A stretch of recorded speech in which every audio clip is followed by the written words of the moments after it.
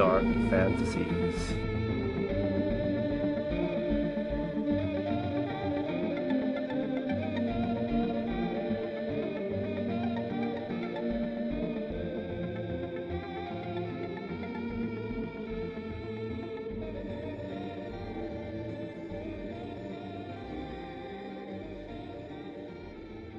Oh, I'm fucking coming!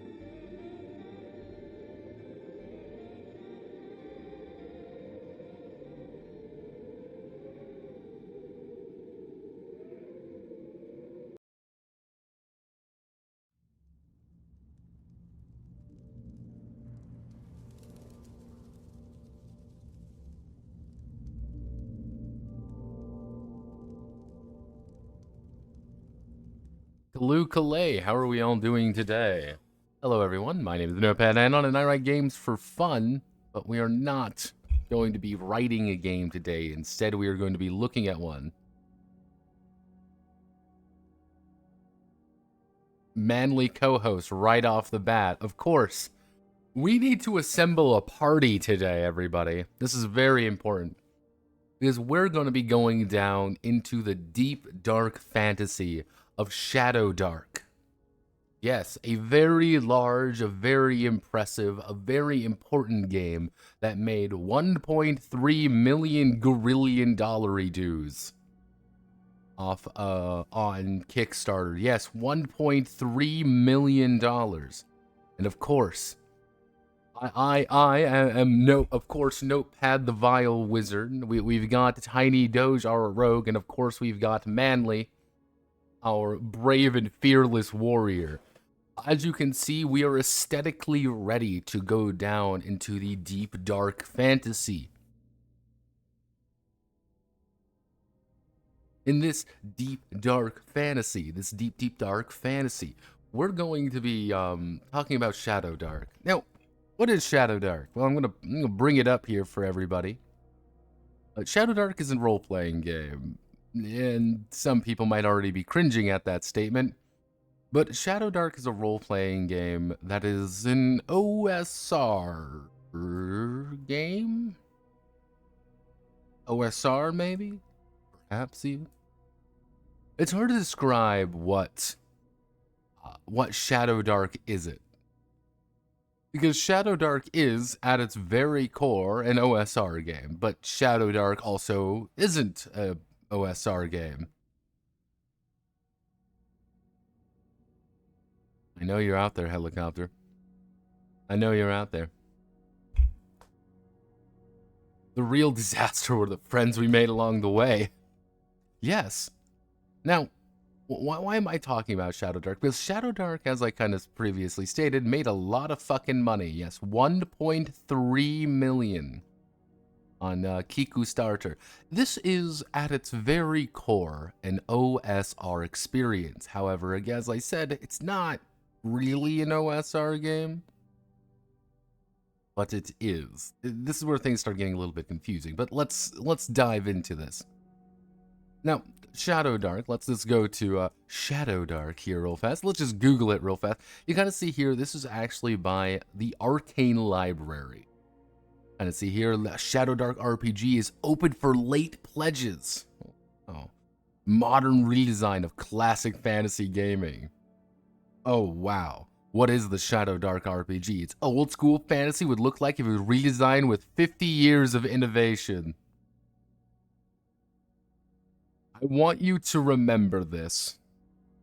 Shadowdark RPG is what old school fantasy gaming would look like after being redesigned with 50 years of innovation. 50 years of innovation. Yes, everybody. All of those years ago, Shadowdark, if Gary Gygax would have appeared right now, gyrating furiously at the thought of Shadowdark RPG existing. All of the other games that has ever come out pale in comparison, are irrelevant to the conversation, are completely useless. Why would we ever want to talk about any other RPG? The only RPG that has ever existed is D&D, and belief that there are any other RPGs other than D&D is patently false. I hate to break it to everybody. It changed the let's see, what does OSR even mean nowadays? It means nothing at all. Oh, wow, I love OSR games with innovations and zero compatibility with old adventures. Hello, Notepad, hello. It changed the hierarchy of tier. How weird, the advertisement is from the States. You gotta remember, and it's about Gex the Gecko, damn straight.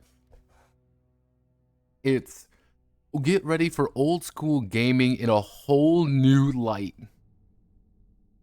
All right, I mean, I don't know about you guys, but I'm getting hyped. This is 50 years of innovation. 50 whole years.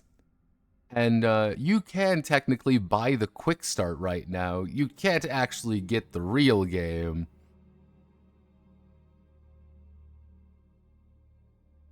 Yeah, you can't really get the actual game technically. You can get the digital version right here, as you can kind of see here. If you want to get the quick start right now, you can. However, I'm not with that. I believe. Shadowdark, though. Technically, I've got it. I managed to snag a copy, a very early copy, a copy that actually exists as of right now, because you technically can't buy Shadowdark yet. Kind of see here, for $29 you can buy the PDF, but you can also buy the first zine volume, the second zine volume, and the third zine volume, as well as 12 pre-made first level characters. Don't forget about that, but you can't actually buy the physical version of the quick start set. No, because yeah, you have to buy the quick start, by the way. But what did this guy? What does Arcane Library actually do? I mean, that would be wacky, right? To publish third-party content immediately, that would just be weird, right? Post OGL world. I mean, that's weird. It's how did that happen? Whoa, whoa, whoa! Never saw. Whoa! What do they actually do? What do they actually do? I'll give you a secret. They do 5e.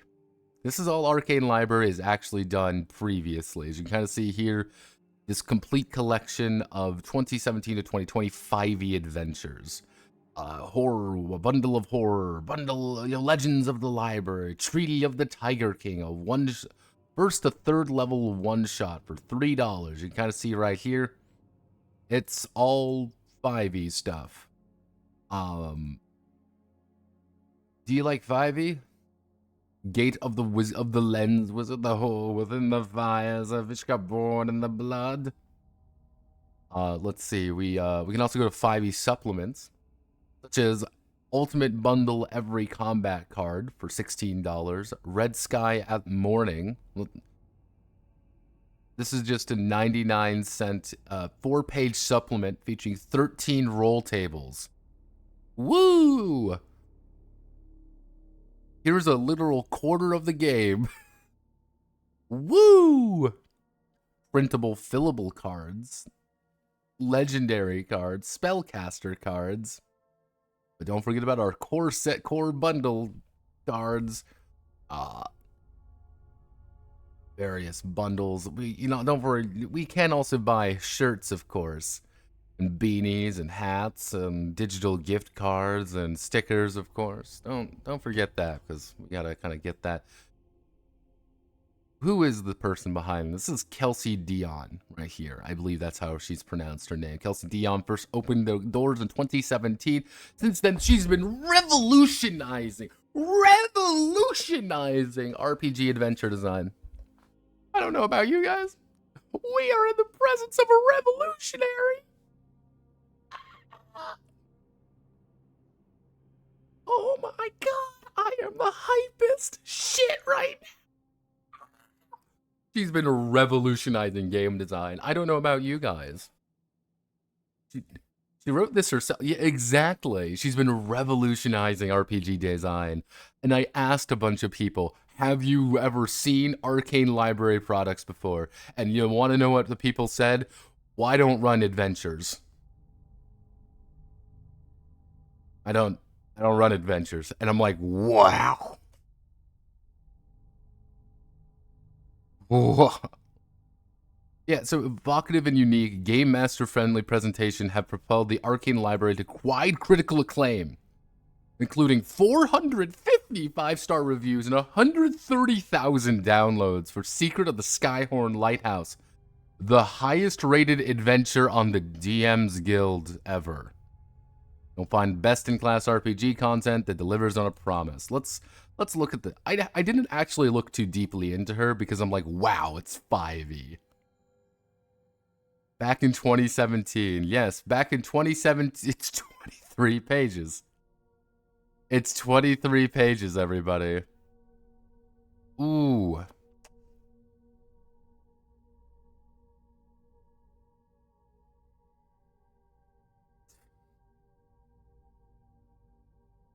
I'm not sure it's just me reading it wrong, but I can't figure out how the PCs can scale a wall and enter through a window into a stairwell area between 1 and 4 if the stairs don't touch the outside wall, or is the map just drawn wrong?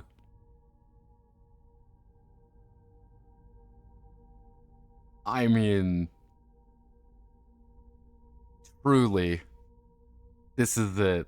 This is the final expedition. I mean, let's take a look. Oh, more 5e content. Platinum seller. We've got a platinum seller. Like, let's see what else. What, Kelsey? You as this accomplished, innovative designer, you had to have been writing something else at this point. This is you can't just say that you've just written a bunch of things before. Newspaper journalist. Oh no, she's a journo. Oh no, she's a journalist. Why is it always journalists? There's something magic. D&D player will bite guys of nerd world buying a lot of useless junk instead of just playing. Teacher of all grade level, technology specialist for the world's largest company. What does that mean? Who knows? Because she's been a journalist, a teacher, a technology specialist, which could mean literally anything, by the way. Most importantly, she's been a dungeon master since age 12. You need to pick up the DM's guide, lead adventures in the world unknown. 19 years later, it now writes best-selling D&D content, dedicates herself to bringing friends together of the world's greatest role-playing game. She's just written 5e content. Has she played another game? I do not know. True. I have Milady, a journalist. Milady. I don't feel so good, Kelsey bros. Kelsey Queens. Kelsey sisters, what are we gonna do with our lives? Open for late pledges, yes. So let's I've been holding off on it. I've been holding off looking at the Kickstarter because I feel sorry for it. $1.3 million. 1,365,923 United States dollars. Have you ever looked at something and you're like, wow, how did you make that much money? This is what you get. Mind you, I want you to remember this. This right here, these are all first level characters. These are 3 dungeon maps, and these are your little zines that you can now buy separately, of course. And of course, we've got our little bit, of course, the book, the Game Master screen. What is this? Don't let your last torch burn out. You'll be swallowed by the Shadowdark. Ooh. 5e players will find what they've been waiting for, an intuitive and complete TTRPG that serves a seamless bridge into the heart of the OSR. You know, that people have been doing for the past, I don't fucking know, decade. people have been doing for literally a decade at this point, and that's not even counting the shit previously. That's not even just counting playing actual old D&D. Oh, no, no, no. Old school gamers will find a system that is familiar and nostalgic, but with major quality of life upgrades that modernizes the old school experience, because that's what you want, right? Isn't that right, you little shitheads? Come on, you little OSR fuckwits. Don't you want that? Don't you want to modernize that experience? Again, you haven't been doing that for 10 fucking years. Ungodly. Do people make a living off of this? No. Here's the thing. No, people don't usually actually make a living off of TRPG content. They don't. Truth be told. What people make a living off of in this industry is being really good marketers and selling very cheap products to people who will pay a lot of money for them. Case in point. Modern old school just screams, "Hello, fellow kids." How is Shadowdark different, boys? Boys, lads, Kelty sisters. A lot of new game designs have emerged in the last 50 years.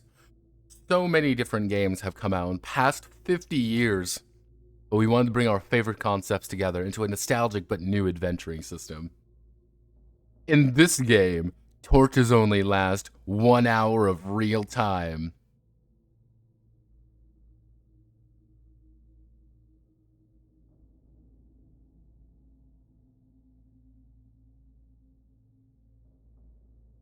That is the fucking selling point. That is the fucking linchpin of it all. That's right there, the nail into this coffin. That is the final thing. That is the Gordian knot of this thing.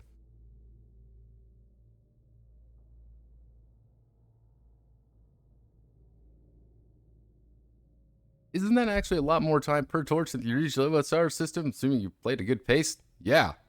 But that's the main thing. But you'll quickly learn. You will quickly learn that the game actively encourages you to attack their light. Every single thing you should be doing is to attack the light. But this is like, it's hard to really understand, like, this is such a fundamental part of the entire experience. Because you have 4 classes: fighter, priest, thief, wizard lizard. D20 based roll high system. We've gotten rid of dark vision, everybody. And have no fear.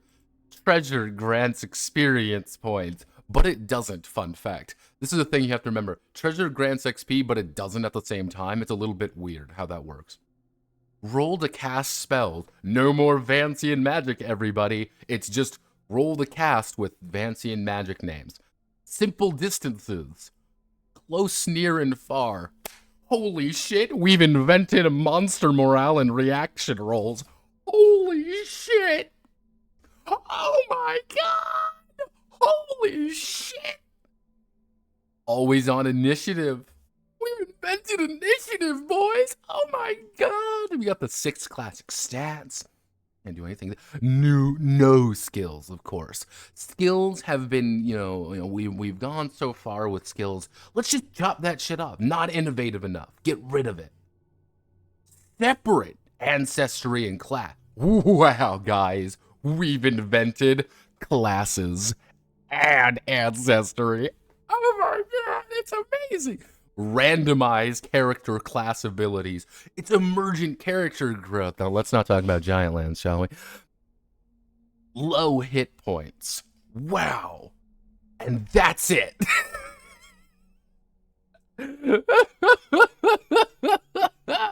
Yes.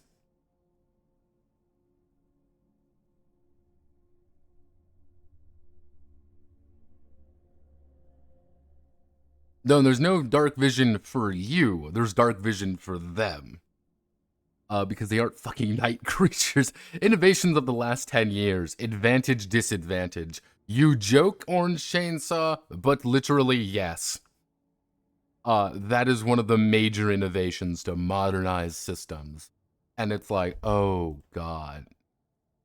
pulls faster than a gelatinous cube. Remember, this is 330 pages, but again, that's lying to you.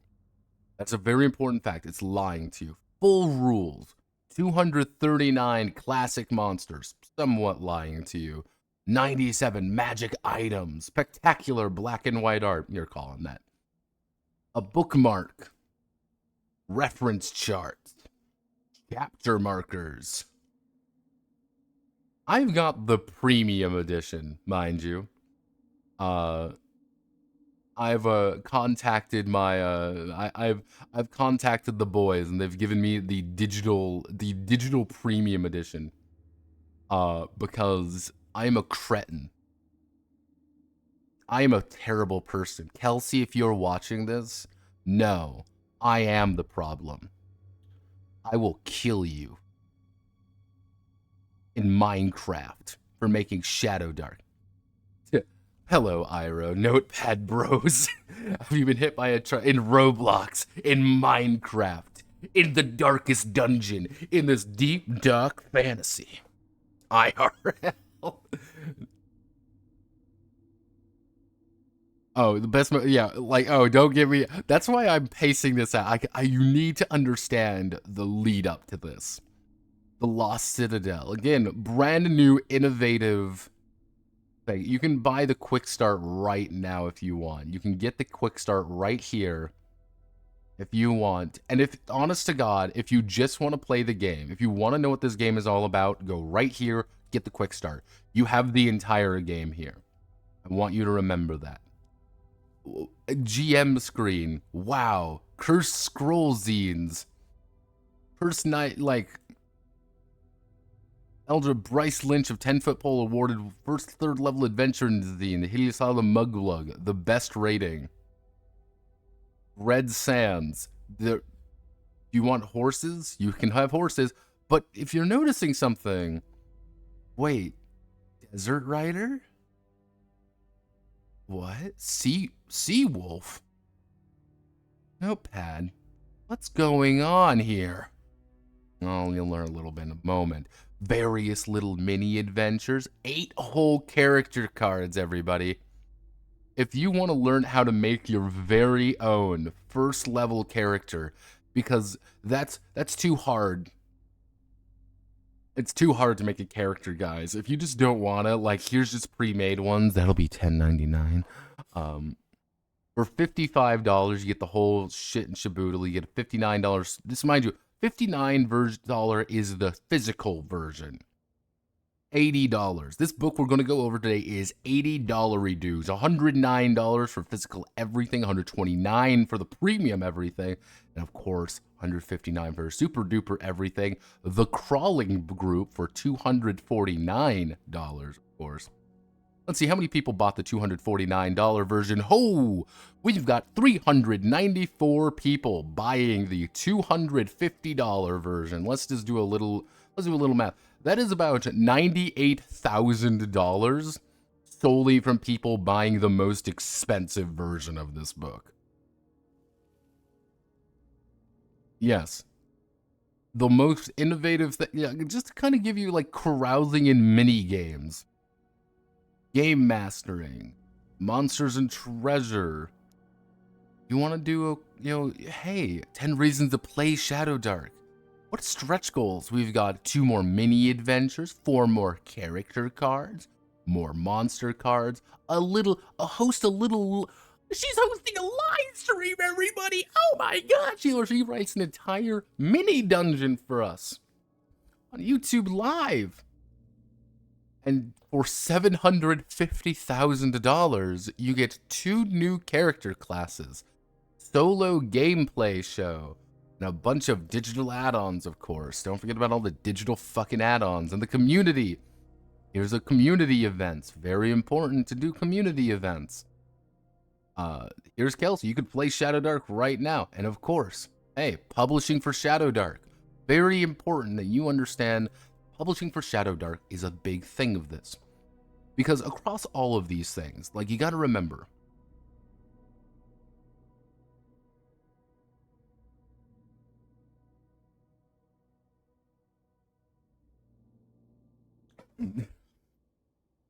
Proof for the feds. I will kill you. But yeah, do you want to be a Shadowdark RPG creator? Come on in. We're proud to say it does not use the OGL. Absolutely not. You are published Shadowdark for royalty and worry-free. So at the bottom of this page for details. Cool. You may see this. Check out a few examples of fantastic work by Shadowdark RPG creators. That's a little bit weird. Huh. That's a little bit weird that during the Kickstarter, they're promoting, for seemingly no reason, Shadowdark stuff already? This is Shadowdark material. Oh, let's Shadowdark. Why not? It's Shadowdark. Oh no, Kelsey Bros.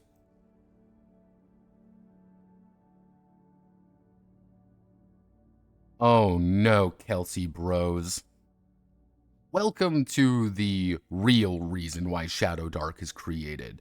And I want you to understand this going all the way forward. Shadowdark is purpose-built to be a third-party license. How do I want to word this? It's a method for you to make a shit ton of money off pretty much riding coattails.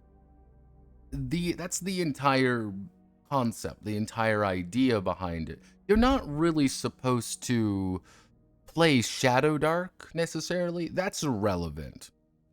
Like, it is completely irrelevant to play Shadowdark, but you want to be part of the community for Shadowdark. You want to make Shadowdark content for $2, of course. You want to make Shadowdark classes for $1, of course. You want to play Blacklight, a Shadowdark supplement, the modern flavor.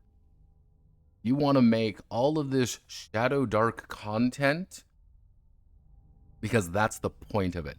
This game is barely out, but you have all this shit already for it because that's the point of how this game is supposed to work.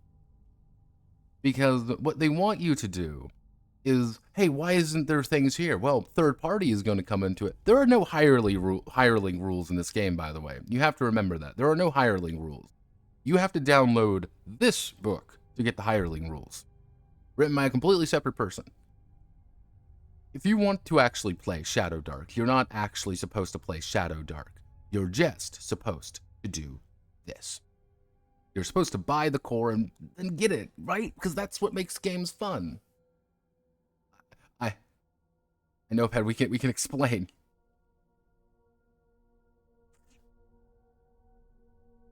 It's great. People are saying. Now, there was a little bit of controversy behind things. I do know there was apparently a little bit of controversy behind certain aspects. Let me see if I can bring up the Shadowdark.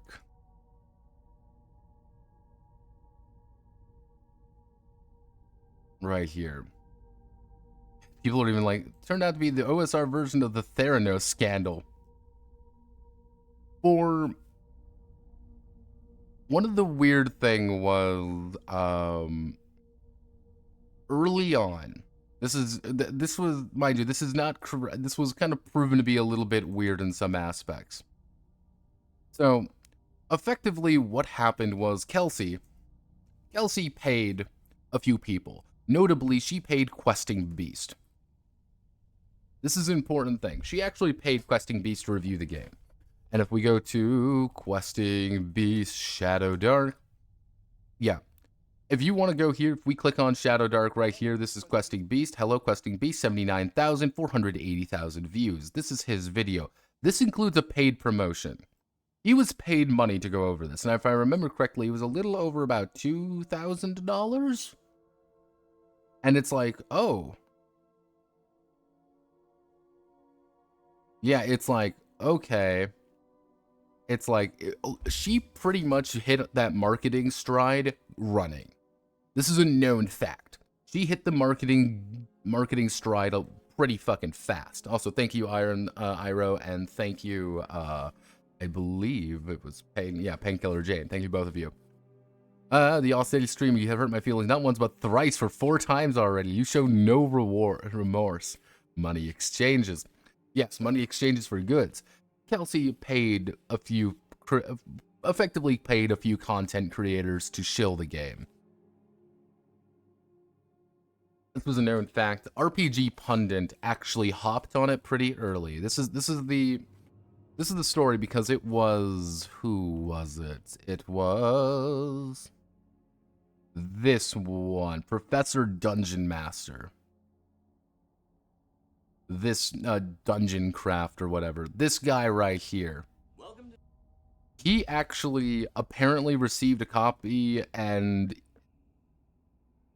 it got a little weird. It was either he accepted the money, but he didn't actually accept money for it, or he didn't accept money, but he didn't disclose it very well. There are some disclosure issues, and people were obviously kind of hopping on her a little bit because, like, hey, it's weird you're getting people to shill your thing, as you kind of see. Feels like an ideal version of game I was playing 40 years ago, but 40 years better. Matt Forbeck. Kenneth Haidt, Diana Quaylog, consulted on D&D 5th edition. Cool. Professor Dungeon Master, of course. And the best random charts I've ever seen. The best random charts. I have no fucking clue why everybody masturbates over fucking charts. I don't get it. Can one of you fuckers explain that to me? Please, I'm begging you. How can our queen revolutionize the industry without a little bit of visibility? But our queen! What our queen? Yeah, it's Kenneth Haidt, Dave Thumb, RPG reviews. She paid these guys. That's something that's just kind of like a known fact of life. But you always remember, you can always trust your boy Notepad and on to give you the hard-hitting facts. I will never lie to you. And I only ethically source my games from the collective consciousness. Red sun over paradise. Yes, I am the Polish connoisseur, the French Canadian man, the Jew with no honor, not for honor. Oh, for you. Yes. I've been delaying, but I think it's time. I think it's a little bit of time. I think it's a little bit overdue at this point. Let's kind of see here. Backer survey responses 7% remaining. Lots of comments. PDF downloads. Bard class ever released. We're rounding up playtest feedback on it. Yeah. Monster Monday. Shadowdark on Roll20. Possible to change my shipping address. Possible I don't download the PDFs. People bought this shit up immediately, and they loved it. And it's the greatest thing since sliced bread. So, I think it's time, everybody. I think we've been delaying long enough. I think it's time we delve into our deep, dark fantasy. Deep, dark fantasy. So you're American. So you're American is what I'm hearing. Here comes Behold. Yes. So this is Shadowdark. This is the insert. This is every single weapon in the game. I just want to get that out of the hand. This is every single weapon in the game. This is every single armor in the game. This is the game like actually side by side with one another. Like it's a little bit weird to say, but like this game is 5.8 by 8.2. This is not an 8.5 by 11 fucking word template. Yes, it is a word template. As you can see, lots of people. I will give it this. Here's the thing, Shadowdark sister, Kelsey sisters. I will give Kelsey the credit that she did actually write, design, and lay out the whole thing. That she just paid artists a lot of money to make everything pretty. And it is printed in China. As we can see, Shadowdark is a proud member. Shadowdark is a proud supporter of the CCP, everybody. Remember that. Mao smiles when you buy Shadowdark. No. So, let's you may be saying like, wow, looky, there's a lot of stuff here, obviously. I'm gonna give you a secret. The game ends here at page 96. And most of this shit doesn't fucking matter. Beautiful artwork. We'll say that. Lovely artwork. They were the crawlers, and so they dared the lost halls of the Shadowdark TM. They went down to the old trap door to the rusty mug cellar, greasing the owner's palms with a few silver dirhams. First came the spiders.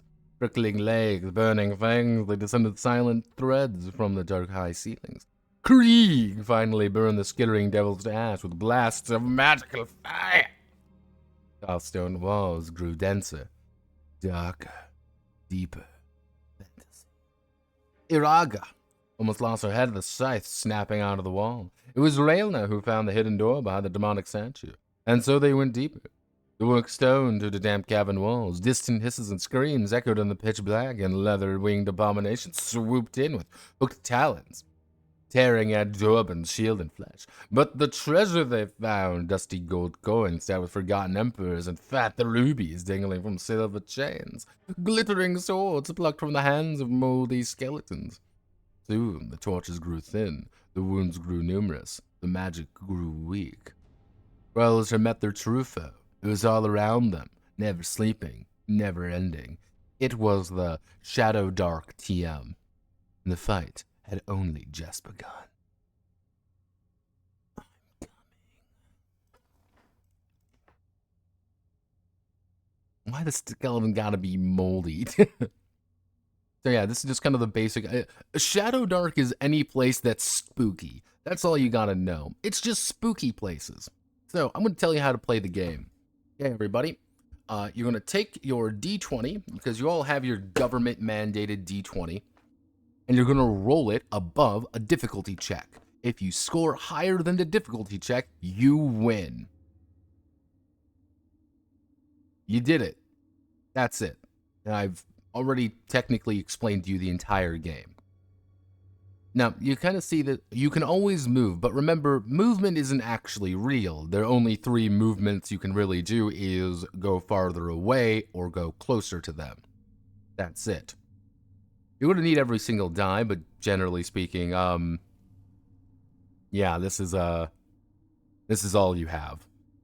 You got some dice, cool, you already have these. And of course, we have our innovative stats of strength, dexterity, constitution, intelligence, wisdom, and charisma. But yeah, anytime you need to do something, roll a d20 plus whatever your modifier is. That's it. You're done. But I want to do something else. No, you don't. Hit points. Cause in damage and you lose hit points. Again, innovative design here. We've added hit points. I know, brand new thing. 50 years ago, Gary never thought of this. Gary would have never thought of adding hit points to his game. What's next? You can play the whole game with just the basics. Yep, that's it. Congratulations. I've finished explaining to you the entirety of Shadowdark. Good job, everybody. I will see you guys next week. Tomorrow, we're probably going to be playing some Bastard Bonds a little bit later. I plan on maybe doing... Well, I think it's time we have to... I think we have to keep marching, right? At some point, Revolution changed from big change to another wheel spin. Yeah. Again, I will say this. I will never fault this game on one thing. The game actually looks very nice when it comes to the actual art. I love this very sketchy artwork. I wish there was more, I don't want to word this, jank, if that makes sense. It's too clean to me. Like, I want some, like, OSR, like, stupid OSR artwork. That's always funny to me. Like, some of these old OSR pieces are just goofy looking. Because it was done by a guy, like, this shit's hilarious to me. I fucking love it. Like, sometimes things look a little bit... I like the goofiness of, like, the really old D&D stuff. I don't know why. I find it very charming. Just something about everyone just looking like they're trying out of like a bad Franz Frazetta painting. And I think people got a little bit too hardcore, but I think people like forget like some of these old OSR games look just janky as fuck. And I love the fact that they looked janky as fuck because that's, well, the charm factor of it. It was supposed to look a little bit goofy. If I have one thing about Shadowdark, I think it looks a little bit too clean, if that makes sense, the artwork wise, but outside of that, I don't really have any complaints. But yes, we need a character for this. And of course, I only have the most competent character. Of course, we're going to be bringing in John Swords, a man who doesn't use a sword. Now, you technically can begin at level 0. Yes, you can play a dirt farmer in this game if you really want to. But of course, we're going to be going all the way up to level 4. Of course, sticking with John Swords, man with a sword, who doesn't actually have a sword. You may be wondering, Notepad, that seems pretty light for innovative 50 years of character design. And the answer is, yeah, no. 50 years of character design came down to this. Every other game doesn't exist. It's designed to be as clean and professional as possible. Hygienized. Yeah. So, name, your ancestry. We'll get the ancestry. Class, level, XP. Starts at 0, of course. Your alignment and deity, which is really odd. We'll get to the alignment and deity bit. I find that funny. Now, of course, we have our armor class, because again, innovative 50 years of design, we can never get past our armor class. And you really don't have any different kinds of armor. Like, you have like 2. You have some basic attacks, how our talents work, spells, and gear. Now, you can't start as a 0 level character, as I said before. You suck. You pretty much your only major advantage is beginner's luck here.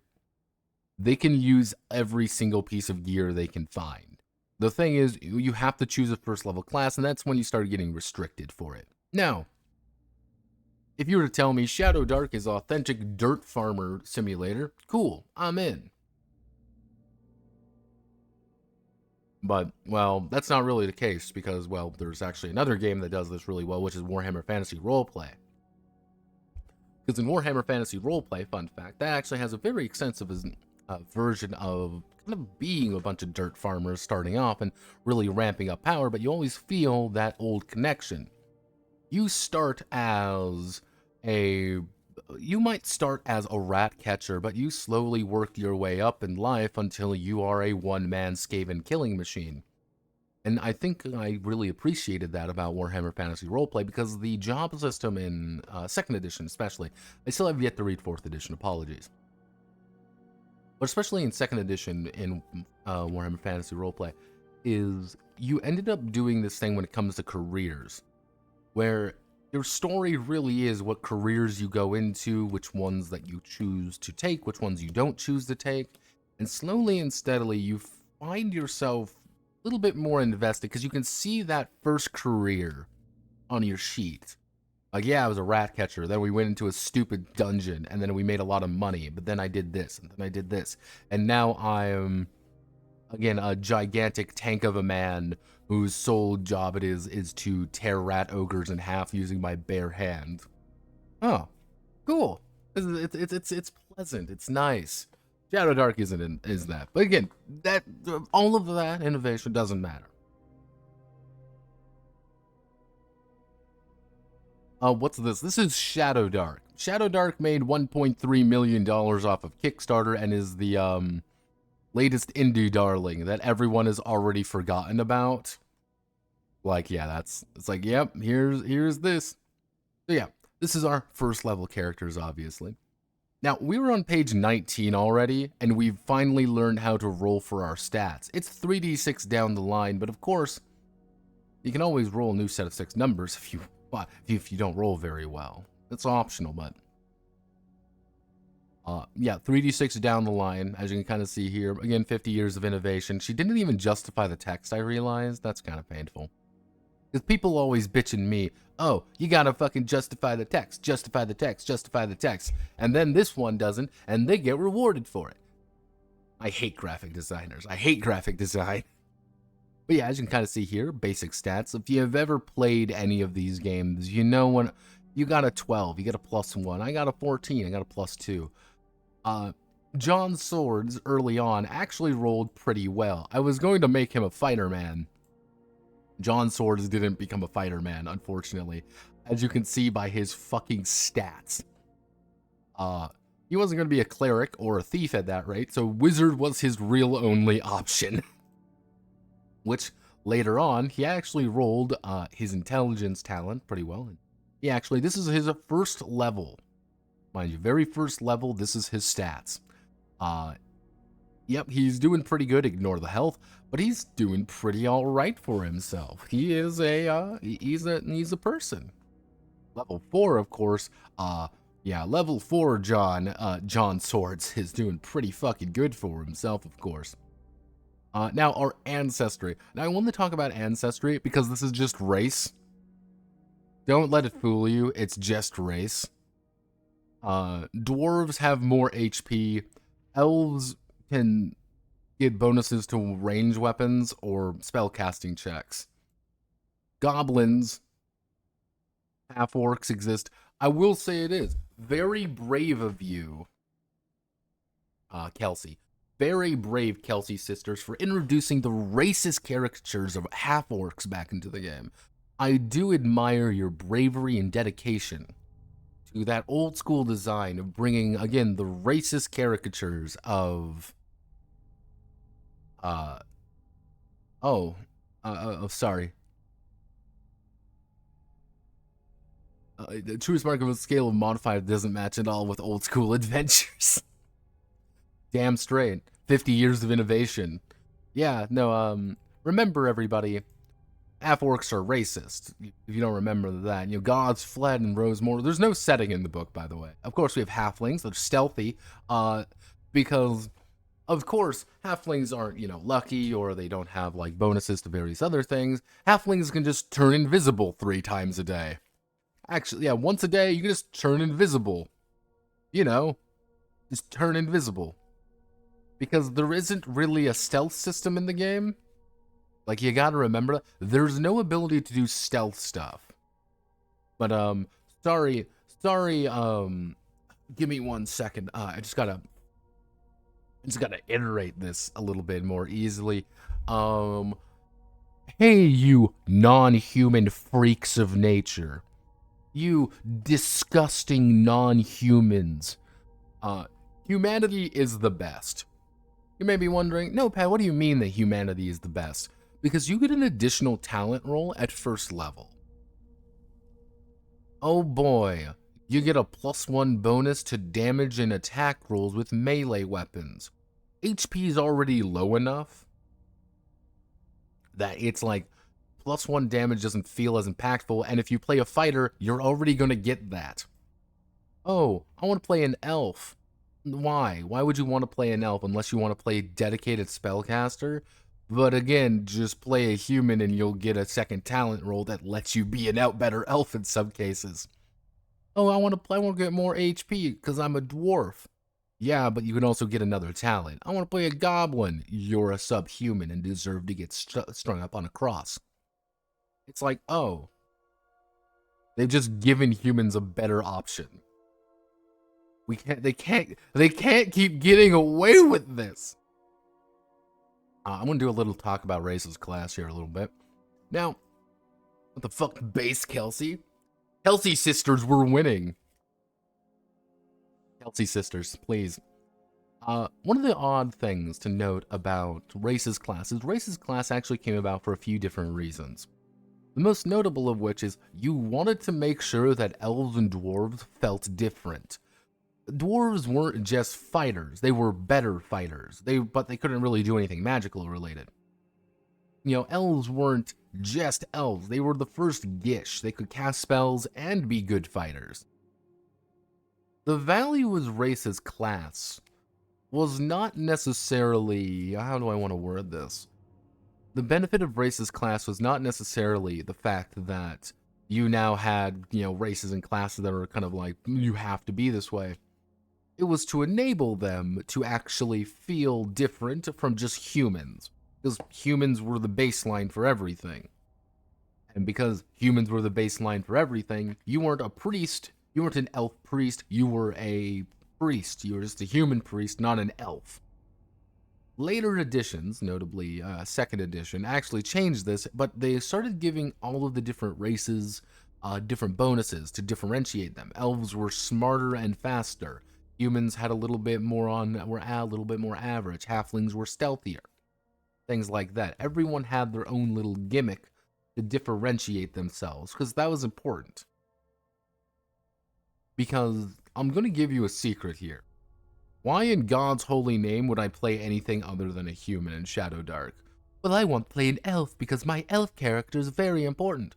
Why? You play a human, you play a sorcerer, you're going to have a better time than if you play a fucking elf.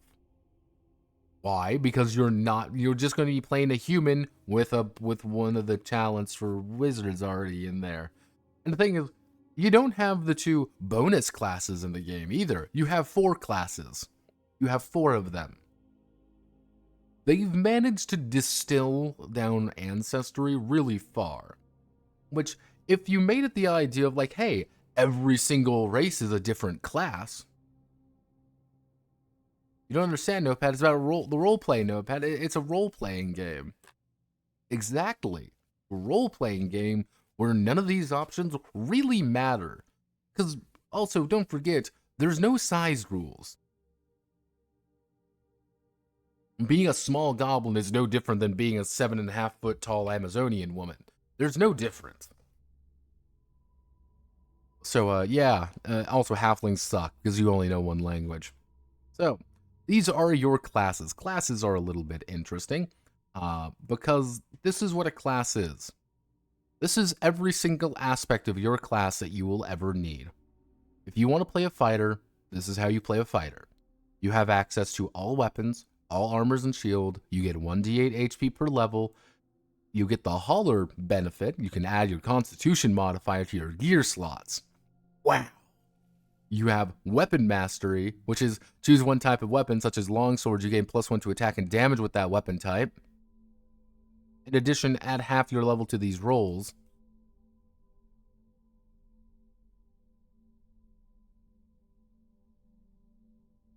And you also have grit. Choose strength or dexterity. You have advantage on that type of check to overcoming force. Okay. Now, the thing is, and why I distinctly tell people this, why I think this is important, every single character is going to roll once on their talent chart. So, let's say, for example, I'm going to make a fighter roll fast. I'm going to make a fighter, I roll, I got a 2. I gain weapon mastery with an additional weapon type. Since I've rolled a 2, I get a bonus here. But if I'm human, I get 2 of these. I rolled an 8. Cool, I get +2 strength, dex, or con. Then mind you, these fucking stack. This is important. These stack. So if I roll as a human 3, if I roll 4 2 times, or 3 to 6 2 times, I get +2 to melee and ranged attacks. You just get +2. Hey, you rolled 2 twice, you get more additional weapon types. You get more strength, you get more con. That's actually kind of what happened to John Swords here at level 1. He rolled this. He rolled, because as humans you get 2 talent rolls. I ended up rolling Wicked Smart twice. I got +4 intelligence right off the bat. I have 18 intelligence. Nobody else gets that. You get 1 roll on it. And it's like, what's the priest do? Well, these are what your priests are. You aren't, priests are, I don't know.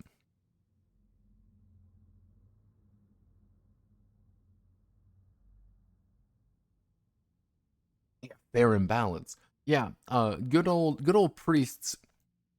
Priests only get D6. You're not really the off-tank cleric from like the old school D&D. Because here, I'm going to give you a secret here. And I talked about this a little bit with Flying Swordsman RPG. There's a little bit interesting here. The classic, the classic trio is fighter, thief, wizard. It's fighter, thief, wizard, but cleric is in the middle there. But generally speaking, if we consider fighter to be on one side and wizard to be on the other, Cleric fits right here. Clerics are supposed to have the kind of the ability to tank that damage, as well as be a little bit more offensive, as well as have magic. You can kind of argue that clerics were the first Gish. And as you can kind of see, these are technically every single kind of cleric. Every single cleric is this. You want to play a crusader paladin? You're playing a priest. You want to play a cleric, a little casty cleric boy? You're playing a priest. Oh boy. As you can kind of see here, you just get a little bit, nothing too much. You do know turn undead. That's something you get all right at the bat. You choose a god to serve. Doesn't really matter, all things considering. And you get spell casting. Now, I do like how they handled spell casting. You just get spells that you know. That's the thing that happens. You just get spells you know. So at first level, you're going to have 2 spells you know. At second level, you're going to have 3 level 1 spells you know. And the thing is, you can freely cast these. It does not actually matter what you're doing. You can always cast your spell. There's no slots or anything like that. You're just going to be rolling on that chart and you're going to have fun. However, what does the priest get? What are the priest talents? Gain advantage on casting. +1 to melee or ranged attack. +1 to spell casting checks. +2 to strength or wisdom. Choose a talent. Oh no, sisters. Thieves! Thieves! They only get D4 HP. Thieves in this game have it rough. The rogue sisters, we are not doing too hot.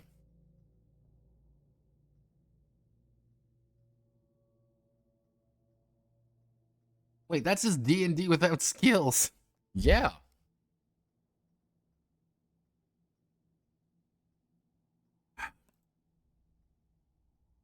Yeah, as you can kind of see here, they have 2 abilities. They can backstab. If a creature is unaware of your attack, you deal an extra weapon die of damage, which is probably going to be a D6. Add additional weapon dice to your damage equal to half your level. You have the thieving skills and have a necessary tools of the trade. You are trained in the following attacks and have advantages on things. Cool. Now, we're running into the other thing, which this was the thing I noticed in Giant Lands as well. The fighter is just better. Just play a fighter. You get more gear, you get better weapons, you get good talents, like across the board. You get good grit's amazing because you just get advantage on things. But I want to play a priest. No, you don't. Just play a fucking fighter. But I want to play a thief. No, you don't. You want to play a fighter. Because remember, there are no skills. And because there are no skills, you end up in a situation where you just rely on your talent, your attributes here for everything. Where it's like, well, yeah, why don't you just roll better? Like, why don't you just get something there or force something open? This is the wizard. Wizards can learn spells and they can cast spells. Those are their abilities. You can't wear armor and you can use a dagger or a staff. Technically, I made an illegal character because I was going off my previous knowledge that I can use a crossbow as a wizard. You can't use crossbow as a wizard. You're just not trained in that ability. So, sorry everybody, I made an illegal character. You get some new spells, and yeah, you can make 1 random magic item of a type. You get +2 intelligence or +1 wizard spell casting. Gain advantage on casting 1 spell. Learn 1 additional wizard spell at any tier you know. And the thing is, when it says like, oh, +1 to wizard spell casting checks, never pick that. Why would you? This is based off intelligence. You get the same thing by just bumping your intelligence and get to use it more. Like, oh, cool. Background. If your background's relevant, you get a bonus. Yeah, you can roll D20 on this and this is who you get. Oh. Yep, that's the entirety of the background section.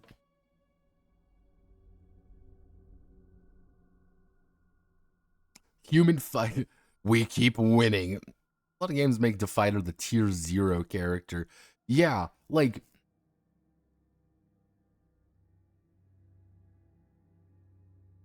like the thing is, like if you play a fighter, you just get more. It's not as, mind you, it's not as egregiously terrible as fucking Giant Lands Fighter, which gave you bonus experience for playing a fighter. Wasn't that bad. I don't think anything will quite be as bad as Giant Lands.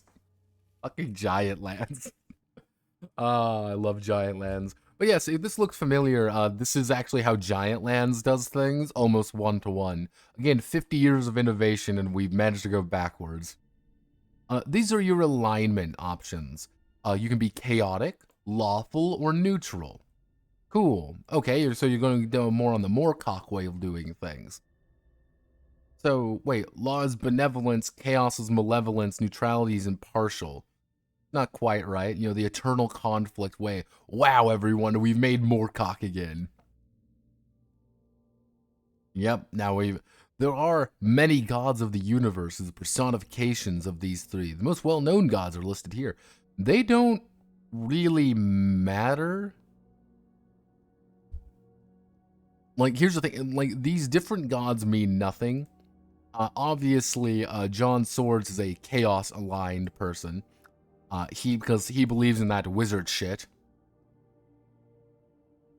He's a very intelligent man. He doesn't believe in the gods because he doesn't need to. He posts on his wizard Reddit. Ord, the unbending, the wise, the secret keeper, god of magic, knowledge, secrets, and equilibrium. Tune the vile, the lost. Wowzers. Now, as you can kind of see, the improved title could present opportunities that were previously out of your reach. Do these do anything? No, they don't. To become a paladin, you must be a level 10 priest. Or you can become a chaos knight, or oracle, or chieftain, a warlord, a lord, a squaw cavalier, bandit, barbarian. Yeah, these don't do anything. They just kind of tell you what you should know. At level 4, I've become a channeler, though, as a chaotic wizard.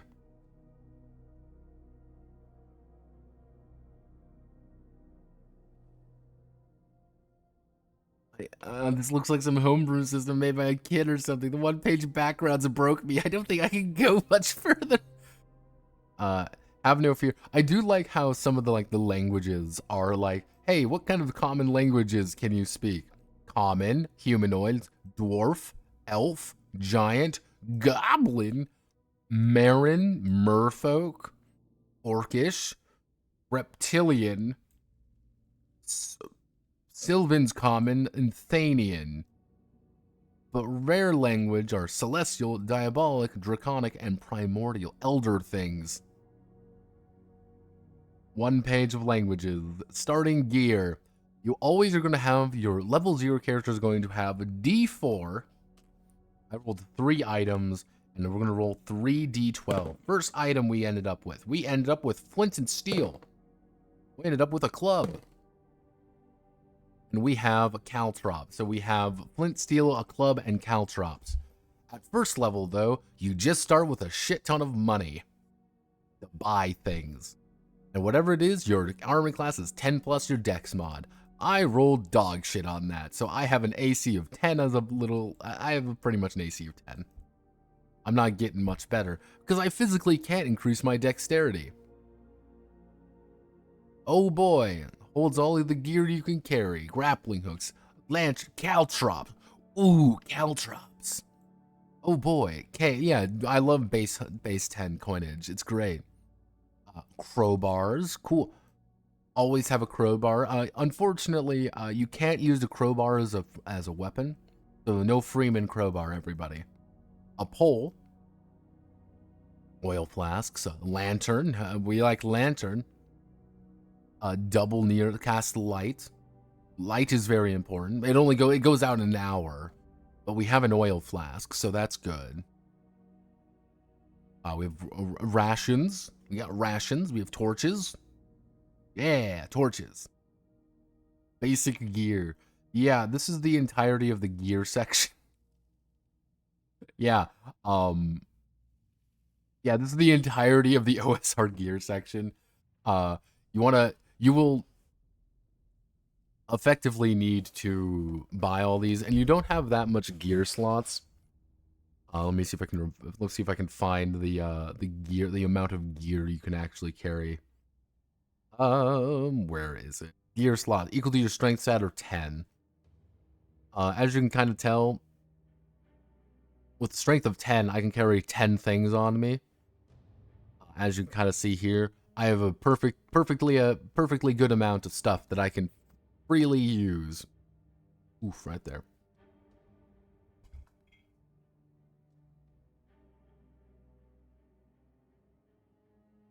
Now, of course, for 7 gold, or 7 whole gold, you can buy the crawling kit for 7 gear slots, and you can get a backpack. You can get flint and steel, a torch, a few rations, some iron spikes, grappling hook, and a rope. Here's your various items, various armor pieces. Have no fear. These also take up, gear slots. We have innovated. We have successfully innovated on the availability of armor. We've made armor. Sorry, cloth bros.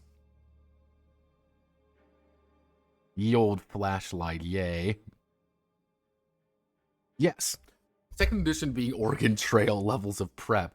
That was if you were playing it light. Man, some of those old, OSR games, you go real autistic on prep if you wanted to. But that was half the fun of it. It was just are we ready? My historically accurate game is in 3. Yeah, no, sorry. You have leather armor, chainmail, plate mail, shield, and mithril. Unfortunately, you cannot have mithril leather armor. But remember, this is an important thing for you to remember. This is not what you're supposed to look at.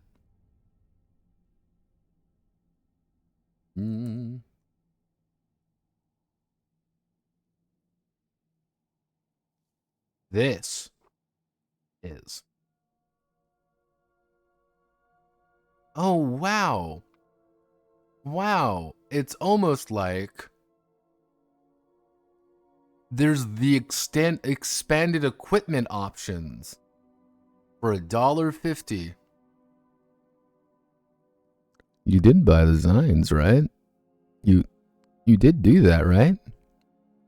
You wouldn't not buy the third-party supplement content, right? That'd be wacky. So, and speaking about all of this, I did actually make, I think this is important to know. Now we'll finish up weapons here. Very few weapons. Bastard sword, clubs, crossbows, dagger, great axe, great sword, javelin, longbow, long sword, very different from bastard sword as you can tell, because you can two-hand the bastard sword, but not the long sword.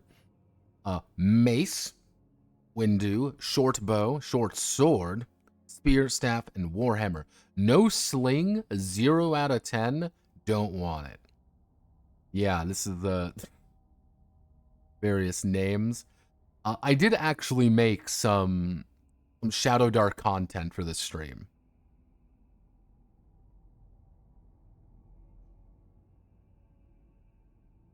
It's zine. It's technically zine. It's pronounced like zine from magazine. That's the thing. That's how you're supposed to pronounce it. That's what it is. It's a magazine. It's a zine. I never liked it. So, I actually made some Shadowdark content. I'm going to show you all my brand new Shadowdark class. I hope you guys like it. I worked very hard on it. This is the Sodomizer. As you can kind of see, let's zoom in here. He can use all weapons. He can only use leather armor though, no shields. He gets 1d10 hit points per level, but I think that kind of offsets it with the armor. If we go up here, and he doesn't really get very good attribute point distribution. He's all in on one thing. Now, of course, his major ability is sodomization. When a target is reduced to 0 HP, you may begin to sodomize the target. I actually misspelled that a little bit. This is a DC. Actually, that should have been 12. I keep mispronouncing things. Oh, goodness. DC 10 strength or constitution check every round for as many levels as the target has. During sodomization, you cannot move unless the target is smaller than you. After successfully sodomizing the target, you gain advantage on all checks until the next rest. Of course, this leads to a target of affection. Choose any ancestry or monster type. This is your target of affection. When sodomizing a target of affection, gain +2 to all actions. Recover 1d4 HP when successful. You also have Overpowering Aura, which adds your Constitution modifier, if positive, to any social encounter with a target of affection. Of course, I had to use my favorite Berserk character, Donovan. As you can kind of see here, the most powerful Berserk character. And don't forget, we also have these, as you can see here, down here. Very, very important. We've got some of these. We've got one to restore a little bit more HP, a little bit more damage with certain damage types, a little bit different for melee and range attacks, new target of affection, and we can just choose our talent or distribute to stats. Yes, he has to go all in. This is the Sodomizer class. Why did I make this? Because I could. How long did this take me to make, you may ask? It took me a grand total of 20 minutes. This entire class took me 20 minutes to make. And I want you, right now, fellow gamers, to write your very own Shadowdark class. I think you can do it. I think you can right now write your very own Shadowdark class. Open that notepad up and start typing away. I think you can do it. I think we can all become Shadowdark content creators, TM. I mean, I think I should sell this on itch.io as my brand new Shadowdark character class. I think it really hammers home the power of Shadowdark, that I'm allowed to create such innovative 50 years in the making content creation. It's 50 years in the making to make a Donovan joke in the year of our Lord 2023. I love Shadowdark so fucking much. So, let's keep going. Down to the Dungeon Dark. We're here for a reason. This is leveling. You level up pretty much, it's like 10, 20, 30, 40, 50. That's pretty much how you level up. And you notice you get a talent every other level. So if you advance from 1 to 2, so you get 2, 2, 3, 4, 5. You're not really going to get that many things. What do you get when you level up? Like, what do you get? You change your title, you get some new spells, and you might get some small talent improvements, depending on if it's like, every level or something. You also increase you just roll whatever, and you get a little bit more health. That's it. You don't actually directly increase anything very much leveling up. So, as you can kind of see here, this is a level 4 character.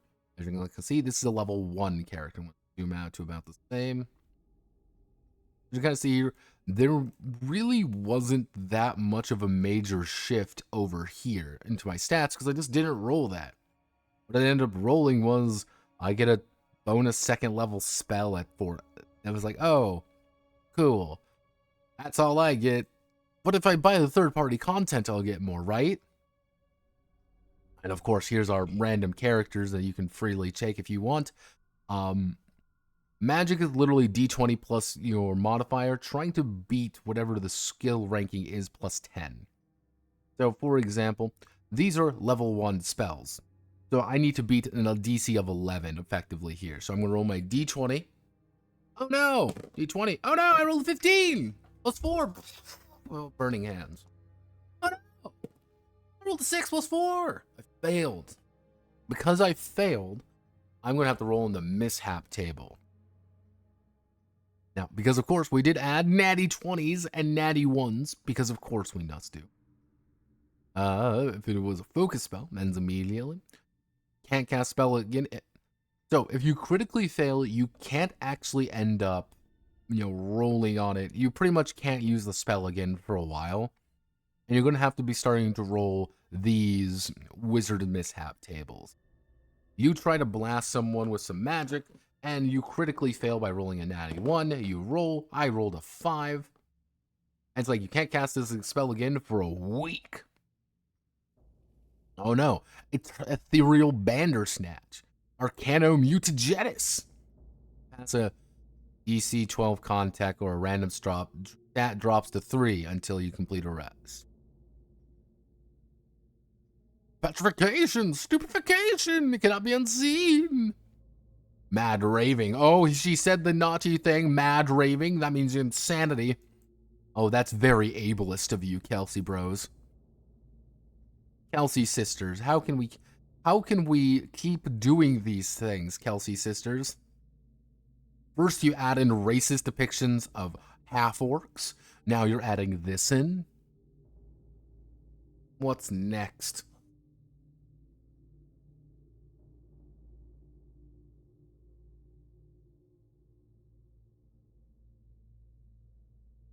How can you get away with it? How can she get away with it? It's so sad. Scrolls and wands pretty much do the same thing. It pretty much allows you to use things a lot more consistently. Scrolls are one shot. Wands go until you fuck up, and then it's broken. Until you fail or fuck up. So wands are actually pretty good and pretty consistent, but you have to be a wizard or a cleric to use. So sorry everybody. Now, I'm going to give you an example of some wizard spells. This is Acid Arrow right here, tier 2. So it's going to be 12, DC 12. It's focus duration. That means every round I'm going to be making a focus check. If I keep succeeding, it's going to keep happening. Conjure Corrosive Bolt that hits one foe, dealing 1d6 damage a round, and the bolt remains in target for as long as you focus. Now, if you critically succeed, what you get to do is change a value up by 1. You double a value, increase a value. So let's say I roll and I got a natty 20, acid arrow. What I can do is I can increase this to 2d6 damage a round, or 2 foes. Or I believe you can increase it to like, yeah, it's things like that. Oh, you critically succeeded in alarm. You can touch 2 objects. You know, it's like you can do 2 things with it. It's like, oh, animate, you can touch 2 humanoid horde, raises as a zombie. And it's like, oh, well, you'll do it after 2 days. I don't actually hate this. I don't. I think it's fine. I do like how they did magic. That's the thing. Even though, again, it's about we've managed to gone as far as D&D without really doing anything else with it. But the idea of what they did, it's fine. It's effectively anti-Vancian magic. You just roll, you succeed, you get it. That's it. And I've successfully taught you how to make a character. I've successfully taught you how to do things. Now, the basic idea is that you're going to be trying to do things. I know. You want to do things. You roll the dice when you need to. Advantage, you roll 2 with the highest and just take the highest. You natty 20, you do it great. Natty 1, you fail miserably. And if anytime there's a random chance, roll d6. We've also invented luck tokens. Yes, luck tokens. We love meta currency.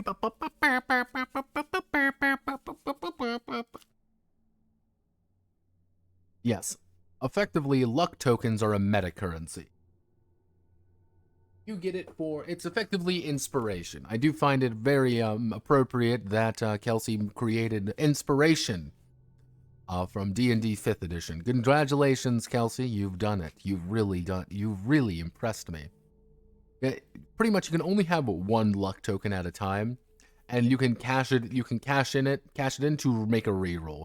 That's really all it does, is allows you to reroll results. And bless actually gives you luck tokens. So as a cleric, anytime you bless someone, you're actually just giving them one of these. You should always be using them. This is the thing. Especially if you're very creative or the GM really likes you, start passing off your luck to other people, start using your luck a lot. You're very much encouraged to use this currency because you only get 1 of it and it's in pretty high supply. There is no reason to not use the luck token. I wish you could bank it. And you know what? You could probably make an entire class around making luck tokens.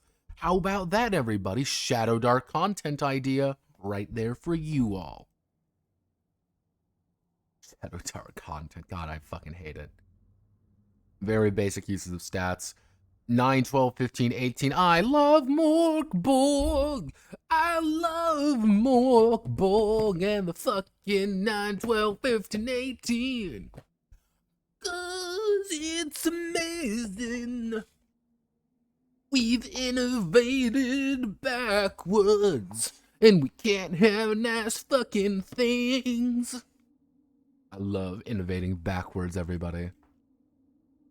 I'll be bringing my new rock opera, I Fucking Hate Morkborg, to theaters near you. Wink. See, this entire stream has just gotten more chaotic because there's nothing really to talk about with Shadowdark. That's the funny part. Because, like, what do I talk about with Shadowdark? Wow, she's really invented something from 10 years ago. Wow, she really made something from fucking first edition. I just can't call it something new. I find it fascinating. Like, this is the final OSR. This is the absolute final culmination of everything.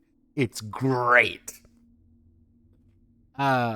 Where's Luca? I'm so sad Luca isn't here. I'm so sad.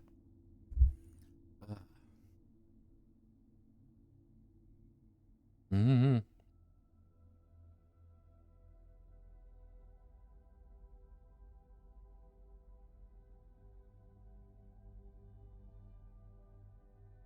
Mm.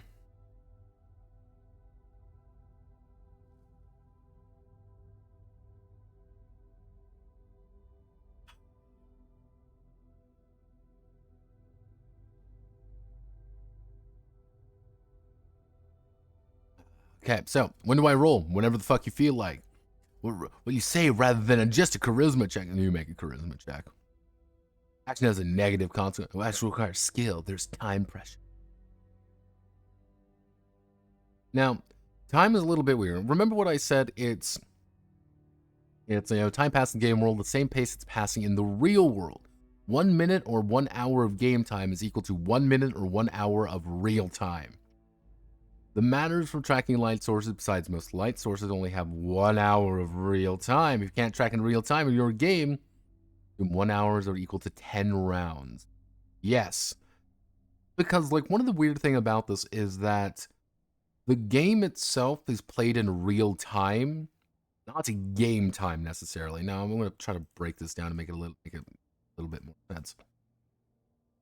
Real time is right now. It's the moments that you're actually playing. You're sitting around with all your friends, you're playing, that's real time. Game time is kind of that anomalous thing of, anytime people joke being like, oh, that combat was 40 seconds, combat was, a minute long and it took 3 hours to complete.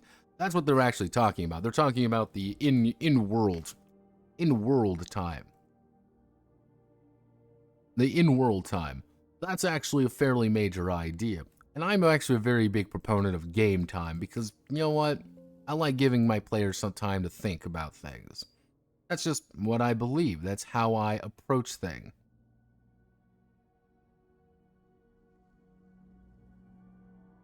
Oof. Oh, geez. Yeah. And generally speaking, you're going to be bracing everything down on turns and rounds. Every single thing in Shadowdark is actually built in on this turn and round system. And it's like, hey, time passes. Every moment in game doesn't have to be accounted for in real time, except when it does. Once you spend 10 minutes examining a room from top to bottom, players can agree that time passes. Move any timers down by that amount. So, minutes pass, affecting when duration of rounds expire. Hours, days, passed, resolving encounter. That's really it. Yeah, every single thing is actually played in a turn order. Everyone's going to start initiative when you first roll in your game. Hey everybody, roll for initiative. Cool, I rolled a 1. I'm going to go last in every single thing I do. no matter what. And you just go clockwise from that individual. Counts down any personal timers, takes action, describe what happens in the player's result. And then it's the GM's turn. Boom, random encounter. So it's going to go effectively, let's say you have 3 people around this. Let's say you're playing with 4 people. It's going to go John, Mary, Bill, Notepad. John, Mary, Bill, Notepad. John, Mary, Bill, Notepad. That's how it's going to happen. And John's going to do anything on his turn. Mary's going to do whatever she wants on her turn. Bill's going to do whatever he wants on his turn. I'm going to end up doing all of the encounter bullshit. And everything is built on that time scale. And that is infuriating. Encounters when problems occur. That's all you need to know. It's when a problem happens. Crawling in Shadowdark, light sources, crawling rounds. Yes, crawling rounds. Vision is, again, light is the most important thing. Most light sources last for up to an hour of real time. 1 hour. 1 hour in game time, 1 hour in real time. New light source rides along the current timer. Extinguish all old light sources. Start a new timer with a fresh light source. You can't never light 2 torches unless you feel like lighting 2 torches. You shouldn't really do that. Unless you want us to do another light source, but then you just continue on with that light source. I don't like this system very much, and I won't tell you this because it's going to be a bitch to track. And it's going to be invalidated the moment someone's like, if the GM ever hands out an item like, here's the ring of light, you have a ring that produces light, this entire system is null. So you can't give out items like that. And if a player wants an item like that, it's like, sorry, I legitimately cannot give it to you. So, effectively, while you are in total darkness, whoever is not darkness adapted has disadvantage on everything. Pretty much. The environment becomes deadly, and pretty much you're going to be checking for encounters constantly. Movement, everything is very broken up into 3 movement speeds: close, near, and far. Climbing, very small, very, very light. Falling, we like falling damage. Swimming speed, oh boy. Now, the big thing is, while you are crawling, while you are actually in the dungeon moving from point A to point B, you're going to actually be, how do I want to word this? You're always going to be moving, and it's like, okay, we need to regroup. Then you refocus around one another. You're going to be moving down the hallway up to, let's say, I move far down, I move this far, I move this far. We regroup. We move this far, we move this far. Operating as a single unit doesn't happen as much. And I'm like, all right, a little bit weird, but fine. Conditions, some blinded characters, advantage and disadvantage. Things happen. You do things with actions. Anytime you rest, you're going to consume rations and sleep for 8 hours. Because, oh boy, we've innovated back to having basic rests. I love the rest economy. For light and routine tasks such as talking or taking a turn to watch. Yes. Pretty much if you're ever interrupted, you make a con check. If you fail, you get nothing but still consume rations. Anytime you have success, you regain all of your lost hit points. There's no hit dice in this game. This is actually a fairly important aspect. I don't have a D4 hit die as a wizard. I just have 12 HP. I could be at 1 HP, but if I rest for 8 hours, I'm going to restore everything. It's like, all right, cool, fine. You need a light source while resting. Can combine 3 torches into a campfire that cannot be moved once lit. Lasts up to 8 hours. So you can make sure to set a campfire timer for 8 whole hours. Awesome. Yep, this is... When I kind of said that there wasn't really a stealth mechanic, I wasn't really telling the truth, but this is the extent of the stealth section, which is you can stealth as long as you feel like it, as long as you are able to, but if you can't, you can't.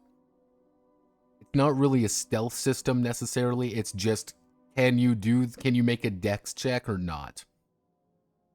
If you can make the dex check, you don't, you do.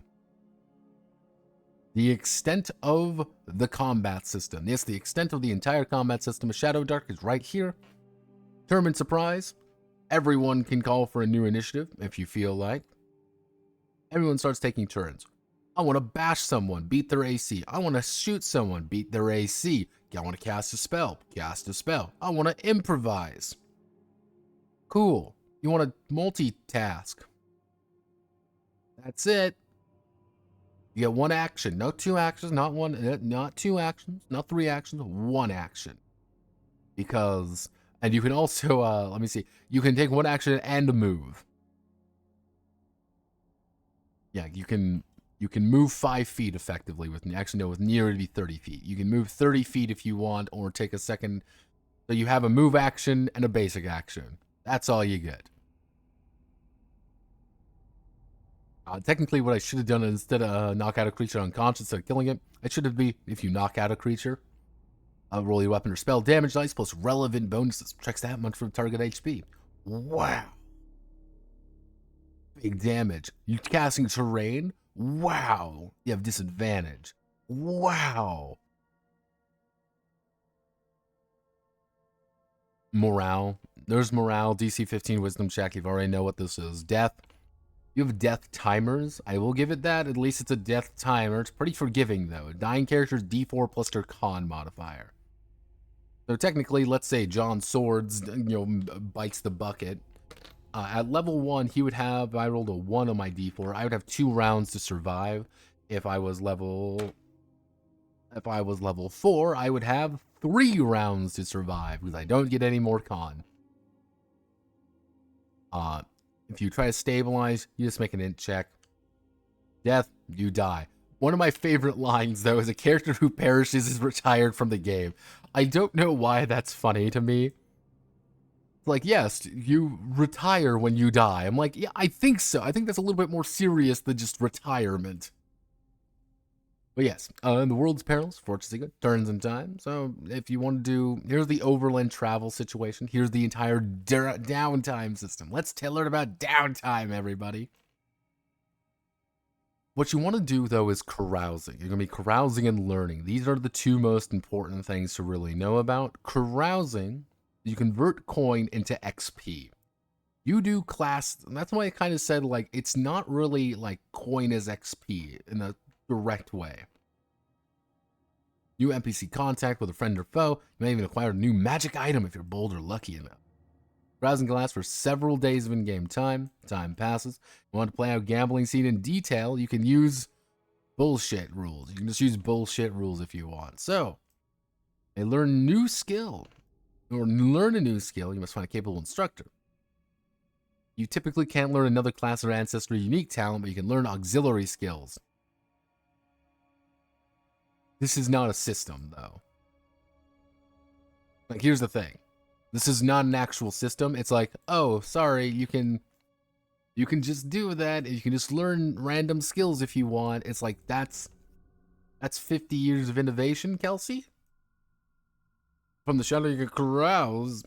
So, this is, depending on how much money you spend. Let's say I come out with 100 gold. Yep, a full day and night of revelry, gambling, and recounting your exploits.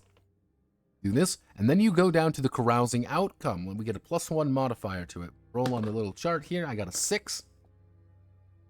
The Thieves Guild bilked you for 5% of your total wealth. I gained 4 XP. That's actually no, 7. You led an entire tavern into a wildly insulting song about a disliked noble. Gained 4 XP and a famous bard ally. Yeah, this is carousing events. Now, mind you, to get to level 2, for example, I need 20 experience points. Actually, I know I need 10 experience points if I recall correctly. Yeah, I need 10 experience points because it's level times 10. I need 10 experience to get to level 2. This might be multiple carousing attempts. There might be multiple of these carousing attempts for you to get enough XP to get to level 2. Not 1 or 2, multiple. especially if you roll really, really high. Because again, it's random. That's the funny thing. You put in the cost of the event, then roll 1d8 plus the event bonus to determine their own outcome. So yeah, it's entirely possible. You score a 2. You're like, oh, cool. You just spend a lot of money on nothing and you get XP. Someone else might get 6 XP though, because they just rolled better than you. And it's like, oh, okay then, that's very slow. Because even if you, even if you roll really well, here's the thing, even if you roll exceedingly well on this carousing table, you're not going to have, it's going to be like 5 at 6. You're going to take at least 2 sessions to get to level 2. 2 of these carousing attempts. But most of the time, you probably won't have that much XP. So it might take you 3 or 4 to actually get there because you rolled poorly, because you just don't have that much money, because you still need to buy shit, right? So you're just not spending everything haphazardly. But yeah, you want to learn their wizards and thieves system. This is 2 pages, mind you, of a completely, like, nothing burger. It's literally a joke thing. But yeah, that is actually how you get XP. That is the entire XP system. I want to get to level 5. It's going to cost me 40 experience points to get to level 5. Wow. So I carouse, and it might take me 10 carousing attempts to get that much, if I'm lucky. I don't spend money to get experience points. I don't spend money like that. I am spending money to give the chance. Ted Kaczynski. Yes, Ted Kaczynski has finally passed away. I thought he passed away a while ago, actually. Because I know there was a thing earlier that Ted Kaczynski actually passed away. Like a heart condition. But that might have been just like he had a medical scare. But yeah, no, Ted Kaczynski, Uncle Ted is successfully dead. For everyone, press F in chat for respects for our crazy uncle. So sad, everybody.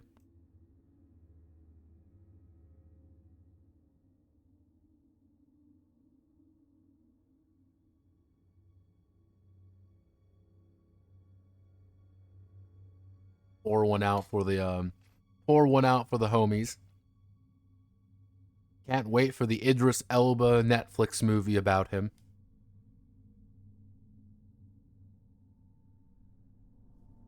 Ted Kaczynski is Ryan Gosling. Again, Ryan Gosling as Ted Kaczynski. It would make bank. Every single one of you can see it, can't you? Ryan Gosling as Ted Kaczynski. Big money. Hollywood, call me. I'm here. I am more than willing to write that movie. And just have it be literally me movie the entire time. It would make bank. Do you know how much money that we could make with a Ryan Gosling Ted Kaczynski movie? God. And he would do it too. That's the best part. Yeah, here's the example of play. Yay. Yeah, this is the Game Master, the Pact, adventure hooks, dramatic questions, core ethos, balance, on balance, do things. Rules versus rulings, not the enemy. You're a neutral arbiter.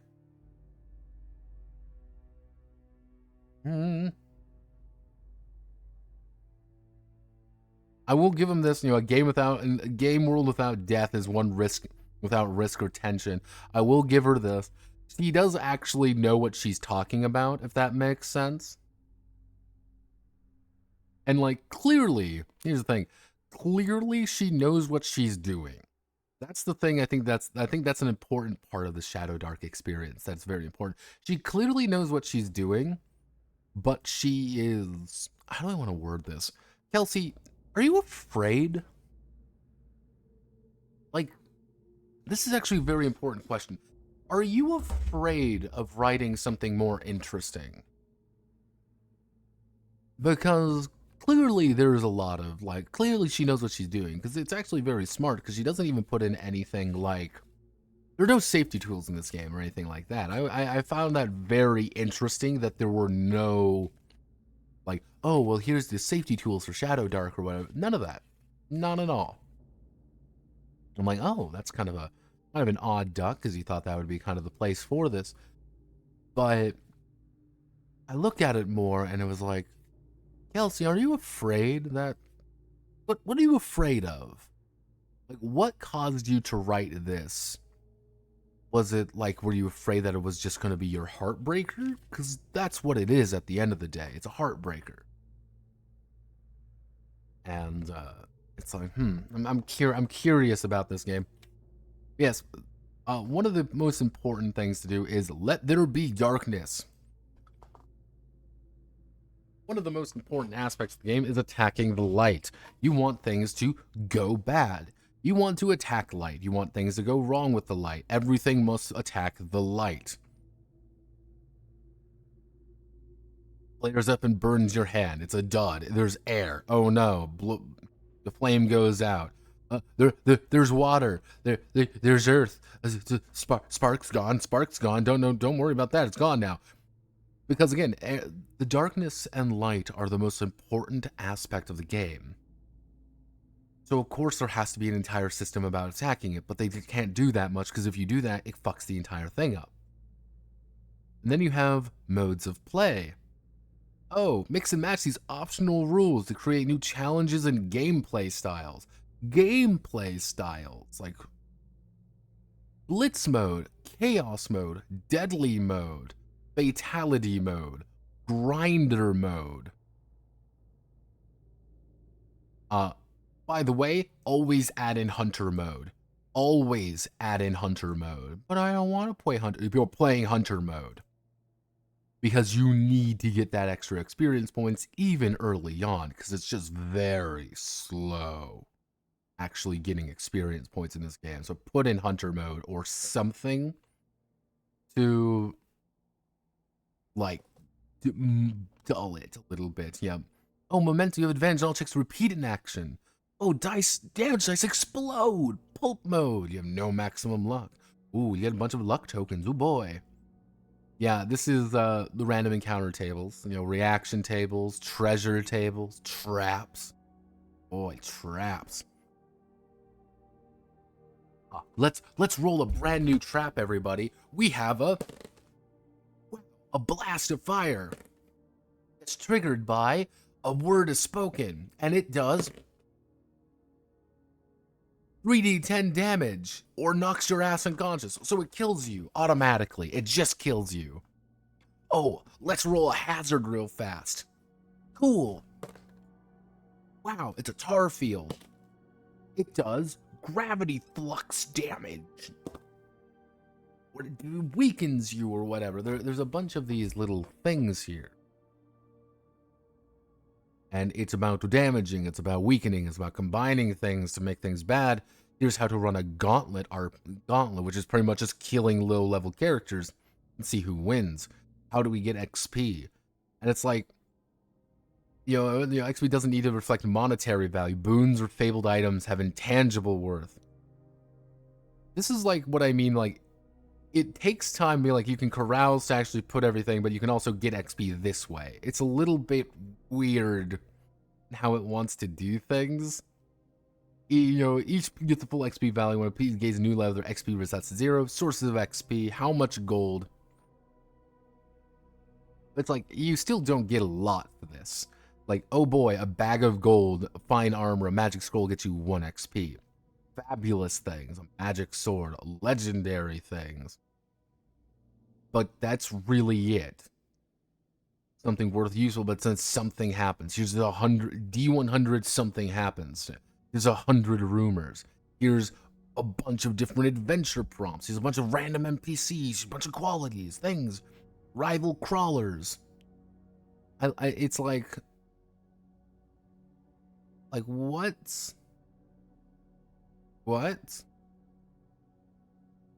that it? Like, you can randomize some maps, but points of interest, settlement roles.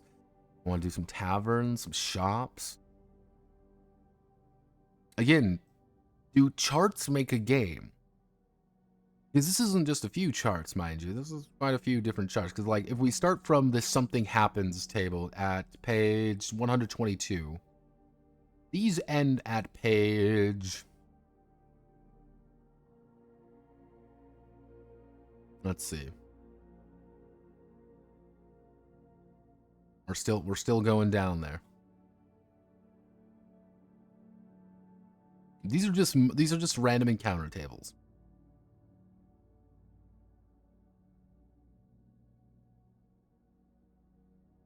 We're still going. Okay.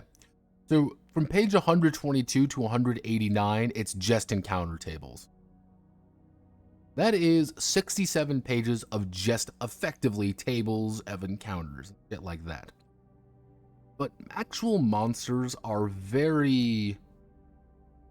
I wish they committed a little bit more to making it weird, because they had to have a monster generator. You know, it's like, okay, what's the PL, you know, average level? You know, ooh, here's a bunch of cool things going on, cool, or whatever. And it's like, oh, you're an angelic creature, you deal this, but you're weak to this. And you're making it weird. You gotta roll on all these charts. Again, it's more charts. How many monsters, how many things are going on, monster statistics. But, like, let's take a look at just, like, where's a good... An ape. Here's a monkey. Monkey. This is what it is. Like, this is just an entire block of stats just for, like, an ape. Does AC 12, does 10 HP, does D6 damage, or does D4 plus 2. More, and it has very basic stats for you to really kind of worry about. There's a lot of these, but also not. There's not a lot of monsters, but there's a lot of monsters that are pretty, I wouldn't say generic, but it's like, actually, this is important. It does have an option to kill an elephant. This is very important. It does have the option for you to fight an elephant. And we fight a hippo. No. Hippopotamus. Yes! We can fight and kill a hippo. This is very important. Yeah, you can now, this is one of the very few games that have stats for hippos. You want to fight it? You want to fight a fucking hippo? You totally can now in Shadowdark. 10 out of 10. Great game, everybody.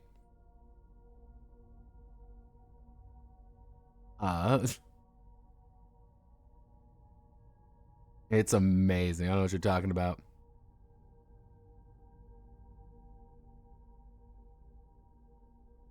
Posting cringe. Yes. Lots of different monsters to kind of draw from. You want to do some bigger monsters if you want. But they do have owlbears. Have no fear. We have owlbears. Cantankerous bears with owl features. If you're kind of noticing as well, some of these do feel similar in some aspects. Because there's just not really that much to go off of, if that makes sense. Until you start dealing with like these really big monsters where it's like, you're not going to be fighting this at all, really. This is level 19. You will die if you encounter this thing. So you never want to fight that. You would never have any advantage. There's no advantage for you to do that. And it's like, so you're going to be stuck with these like lower level monsters for a while, but then that's even like, it's very, how do I want to word this? Very OSR, but is it 10 years of the Tarrasque? Again, it's not OSR. Remember that. It's not it's not OGL, but we can't escape it. We never can escape it. Treasure rolls. Woo! Treasure! Yeah! Woo! Woohoo! We love treasure! Woohoo!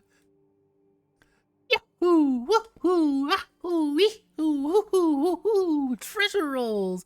Oh boy, everybody, let's roll on the treasure 4 to 6 table. Oh boy! Let's roll. Let's grab our dice here. Oh, I got a 34! Wow! Let's see what I got. 34? I got a silver ring with a miniature emerald. Wow! Christ. Luxury items. These are just things. There's technically XP values on like oaths and secrets and things like that. You can, if you get treasure in the form of like oaths and stuff, this is fine. You do get it. You still get XP for it, but like not as much. You want to have some magic items? They're there, but they're not extensive. Because again, this isn't the point. This is the point is not to actually have these, if that makes sense. Because it's not going to be now anyway. It's going to be later on in the expansion book. You're going to get more weapons, more items, more personality bits. You're going to get more magic items. You're going to get more, like Eve's like here, dark vision or light. Gear slots get tied to the time pressure of light sources. Yeah, like please don't give people dark sight, like because that breaks the game. Even though that makes complete sense to bring in light, and every single character is going to want to do that. But yeah, here's some sample magic items that are like, wow, spyglass of true sight. Cool, the staff of healing. Woo. Yep, and that's Join the Dark. Don't forget, you can make your own. Have no fear. Make your own brand thing that you can do. Unscheduled games at GaryCon each year. And don't forget about the newsletter. Don't forget about our very important fonts, our attribution, the Shadowdark RPG licensing. I will say, unfortunately, Kelsey, you don't have a fancy name for yours. It's not like powered by the shadows or whatever. So it is kind of a 0 out of 10 on that front. So what's the final verdict on Shadowdark? What's the final fucking verdict? I want to tell you a secret about Shadowdark. Shadowdark is every single game in the past 50 years, if every single game was OSR and 5e. Does it do anything unique? No. Does it do anything interesting? No. Does it do anything to really say, I'm a brand new thing? No. It's purely a highlight of that this industry sucks, and it is entirely reliant on who you pay off to promote, who to shill. That's really what this proves to me anyway, is that Shadowdark is about shilling. Can you shill better than other people? Can you shill better than the next person? And I want to see, I'm curious of what's going to happen in about, in a few months. I'm going to say 6 months, end of the year. Yeah, and I expect you all to hold me to this. End of the year, we'll take another look at Shadowdark. We'll look it through things, double check, see what's going on with the Shadowdark experience. Do we have more? Do we have less? Anything fun going on with it? Or nothing going on with it? Because Shadowdark is ultimately a game that is, well, it already exists. Not only idea like, oh, here's some brand new innovative ideas. It's the fact that they've just regurgitated a bunch of ideas that have already been out there, and what new ideas they do promote aren't great. Oh boy, I sure do love having to like add a bunch of timers to things. Oh boy, I sure do love having to rely on people releasing third-party content for the game. Because you can just release whatever you want. You want new classes? Well, to get new classes, you're just going to write in a basic talent table. You're just going to write in some basic stuff, and that's it. Everything is so simple that it's like, oh, well, why bother? Is it compatible with traditional OSR stuff? Maybe, maybe not. I don't know.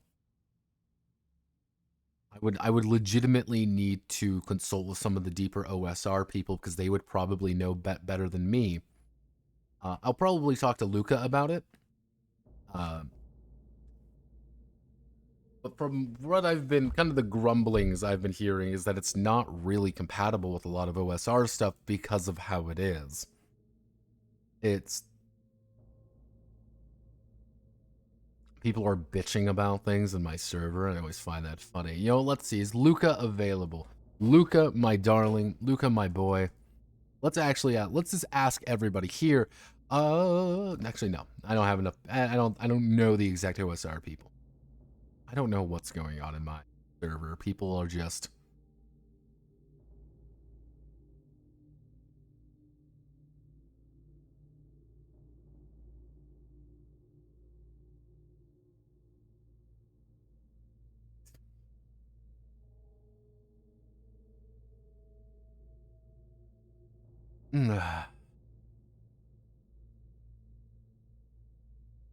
It doesn't matter how hard it is to run old module from the 80s with it.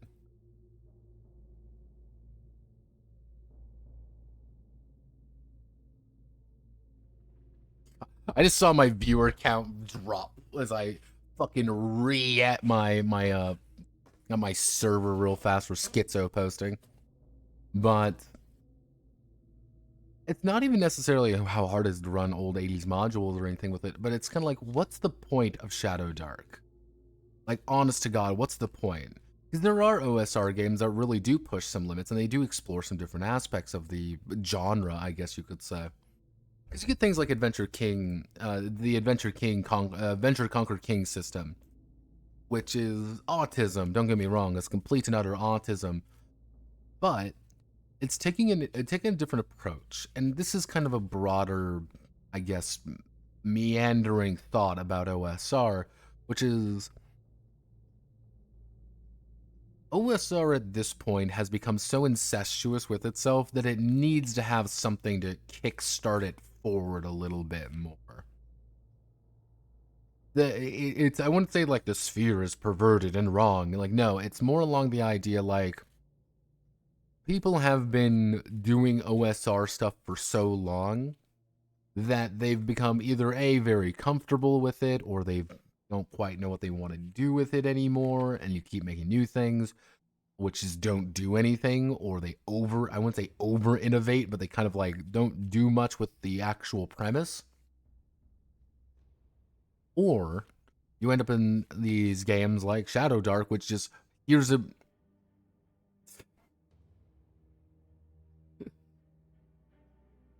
Fred, shut up. Fred, I'm trying to lead into that, Fred, shut up. Go, no, silent. Delete. I'm trying to lead into it. Damn it, Fred. God damn it. But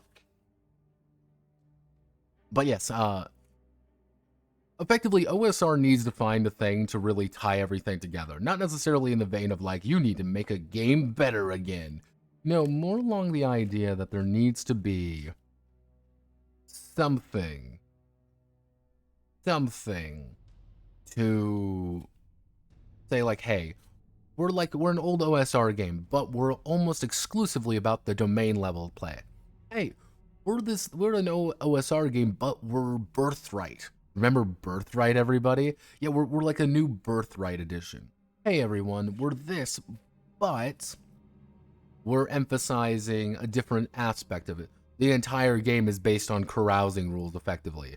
Or, hey, the entire game is kind of more taking aspects of the OSR experience and bringing it further along rather than being like, well, let's update it for modern sensibilities. It's like, no.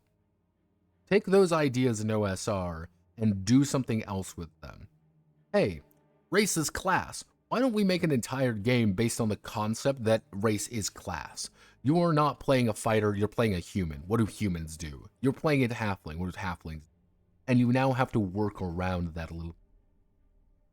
Or that could lead to some interesting ideas, interesting design ethos, where it's like, you now have to take these aspects of OSR that are like, oh, well, this is an update for modern audiences or whatever, and give it a new coat of paint, give it a new idea, explore with restriction. Because right now, this Shadowdark doesn't innovate. This is not 50 years of innovation. This is 50 years of sitting in stagnant water, pissing in it every now and again, and claiming it's brand new water. That's all it is. And that's all I think it was trying to do. It made $1.3 million on it, and it's going to be remembered as, oh yeah, Shadowdark. I remember that OSR game. But we do have another game. I purposely have not gone over this game at all, because why would I? Welcome to the greatest OSR game of all time, Dark Bad, the place below Shadowdark. Dark Bad was written on TG in, I think, an afternoon.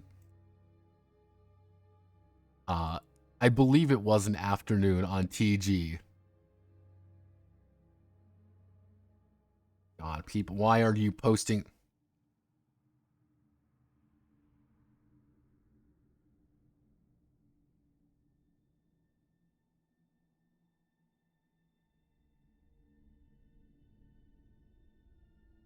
Oh, God.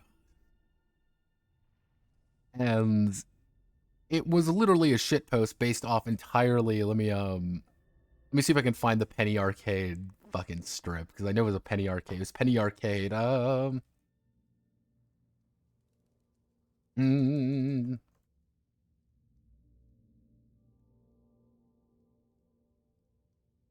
Right here. Well, characters emerge from the cave of chits if you consider sending them to the Shadowfell or someplace worse. How can someplace be worse than Shadowfell? Doesn't that mean Dark Bad? Technically, the Dark Bad situated below the Shadowdark. You're full of shit. No, seriously, let's draw you a picture. Yeah, Shadowfell, Shadowdark, Dark Bad, Shadow, Bow Below, Double Hell, Scary Town. Shadowdark is literally a Penny Arcade strip, and I think that's the point. That's my running theory, is that it was a Penny Arcade strip about being Dark Bad. So Dark Bad is the greatest OSR game. The final one. It's Bleak Punk. Inspirational, reader practices politics of violent any form associated people who do delete this PDF right now and get some out. Dark Bad would never tolerate problematic content creators or players. Bruzome, Charles Manson, Michael Jackson, Kanye West, the Beach Boys, Chris Brown, Gordon, how to bomb the U.S. government, Psalm High. Writers know. While writing the page, you certainly observe this author discovered that apparently all of these guys are hashtag canceled. Fuck, they just... I use proton, it has dehumanizing not identified with. We'll find this leads to more inclusive but also less ambiguous writing style. Oh god. Fun, casual activity. If the reader disagrees with the reader. If a reader disagrees, the reader is seriously problematic. Does the writer need to reiterate Dark Bad is for everything? Purchase the license X card or for emergency uses only. Scribe an index card with the letter X. Run arouse, god fucking damn. Tap the card responsible for forcing them to permanently leave your gaming group. Before I do for each player, spectator, and co-GM have to fill it up before starting to play. That's what the Grungeon Master. Story listeners. As one player character, never more and never in any reserve unless a Grungeon man likes to run a funnel type story module. Everyone's gonna want to share one set of crutches. God damn it. Oh god, it's perfect.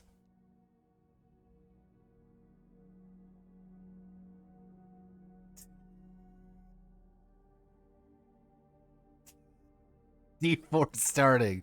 2 Labrys. 3 sword. 4 crucifix bow. Oh Jesus. It's so true. Okay, each start of the day, player may distribute 10 further points. Okay, let's make our official Dark Bad character, everybody. It's very important we make our Dark Bad character.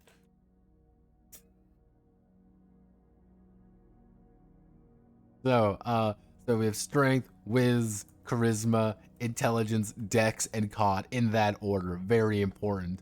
Obviously, we want to make the most important character available. Let's try to make Sword John's sword again. Very important. We need to make John's sword. John Swords. So obviously we need to increase our intelligence. Let's increase it to 14, so that would be 6 points. 6 of our 10 points. We need to increase our con up a little bit. And also let's increase our, we've got 2 more points. Let's increase our strength up a little bit. There we go. John Swords has been stat.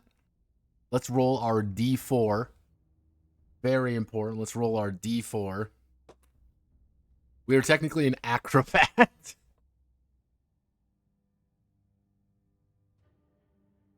We are an acrobat. John Sword acrobat. We have D6. We have D8 starting hit die. We have starting proficiencies. Have no fear. Let's put down starting proficiencies. We have to roll for our weapon. Let's roll for our weapon. D4 starting weapon. We rolled a 3. We have a sword. A sword that deals D8 damage.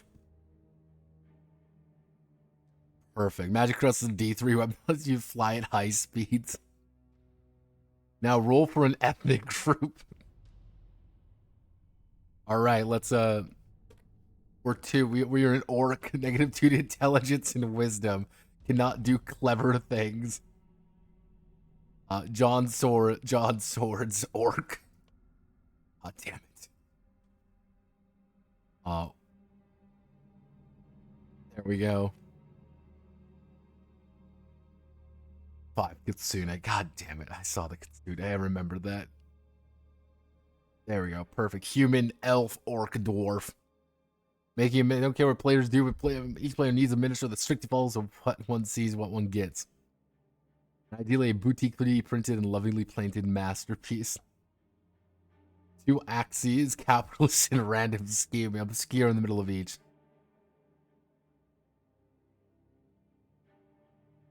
It's okay to kill a character belong to the Rhine alignment.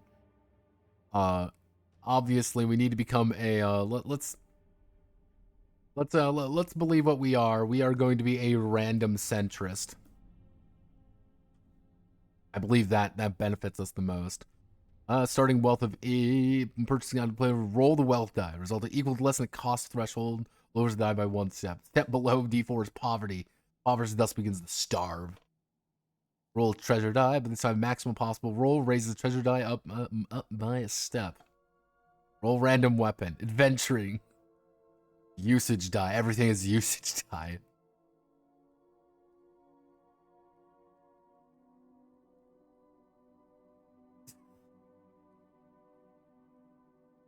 Have no fear, everybody. Helm, breastplate, shield, torch, 1 hour. God damn it. Oh god, why is it so good? Why is Dark Bad so good?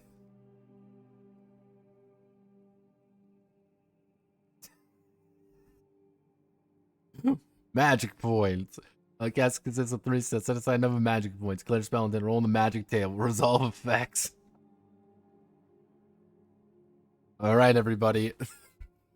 Let's roll on the magic table. I want to cast a wizard spell, everybody. Roll on the fucking magic table. I might die. Okay, let's roll on the magic table. I rolled a 33. Let's see. Spell targets opposite of intended target. Magic spell found. Aura. Detect non-magic. Mundane missile. Boner. Oh, an invincible fortress.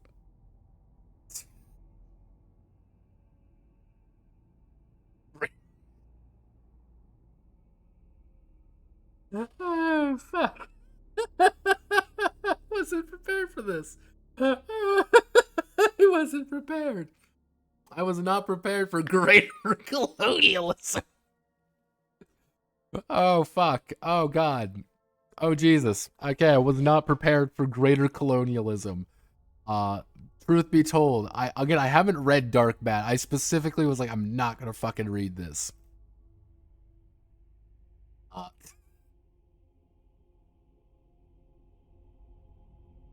Oh, God. Okay, let's learn how to play the game, everybody. We've got our expert character. Oh, God. But rules are applied. Advantage and unadvantage. Roll try to take about an unadvantage of the inverse. Shall dice twice and take the worst result. Natty ones. Major problem with like potential damage to a player. Hilarious success each time.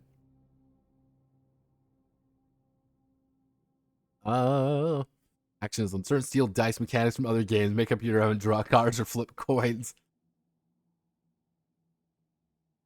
It allows the override result of any die roll with a number of that player's choice twice per session. Initiative is always on. Let's see. Must place a miniature representing player's character in the bag or hat of bingo ball cage.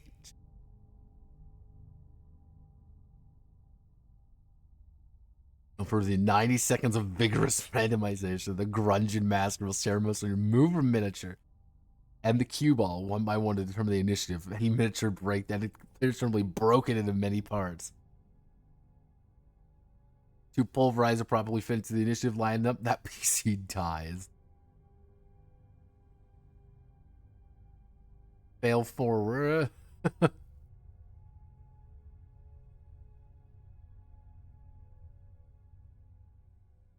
Let's see. Failed roll shall always further the plot by making further exploration that does not lie in the way of the plot harder to do. Especially if that grinds gameplay to a halt. Skill rolls, as often as possible, will mandate skill rolls. These are all beholden to the aforementioned rule of rolling. Each one compared to the result PC's relevant stat. Strength for strength related activities. God damn it. A result of below stats success. Anything else is a failure, immediately worsening a situation. Proficiency, you guys advantage. Core skill, perception, knowledge, open door, social interaction, footwork, saving throw. Oh god. Oh geez, the Fantasies, it's always on, it's unacceptable. Tied to real world time.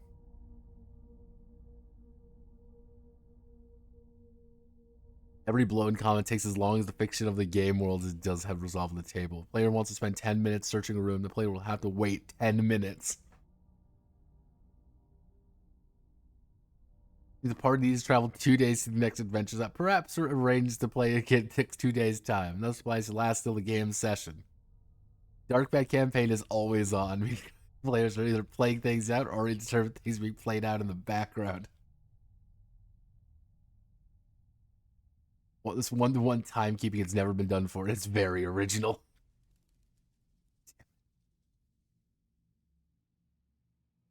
Inconveniently different. Oh god. I'm in for decide what the faction leader does. This has never been done before. It's very original.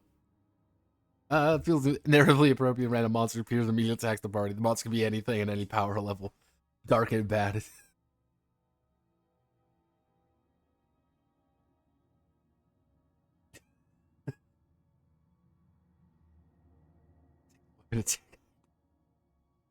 Why did you do this to me? It's god fucking damn it.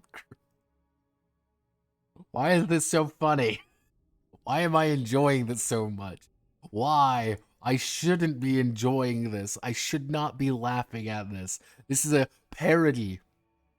A fucking parody of the entire situation. This entire industry. It's a fucking joke.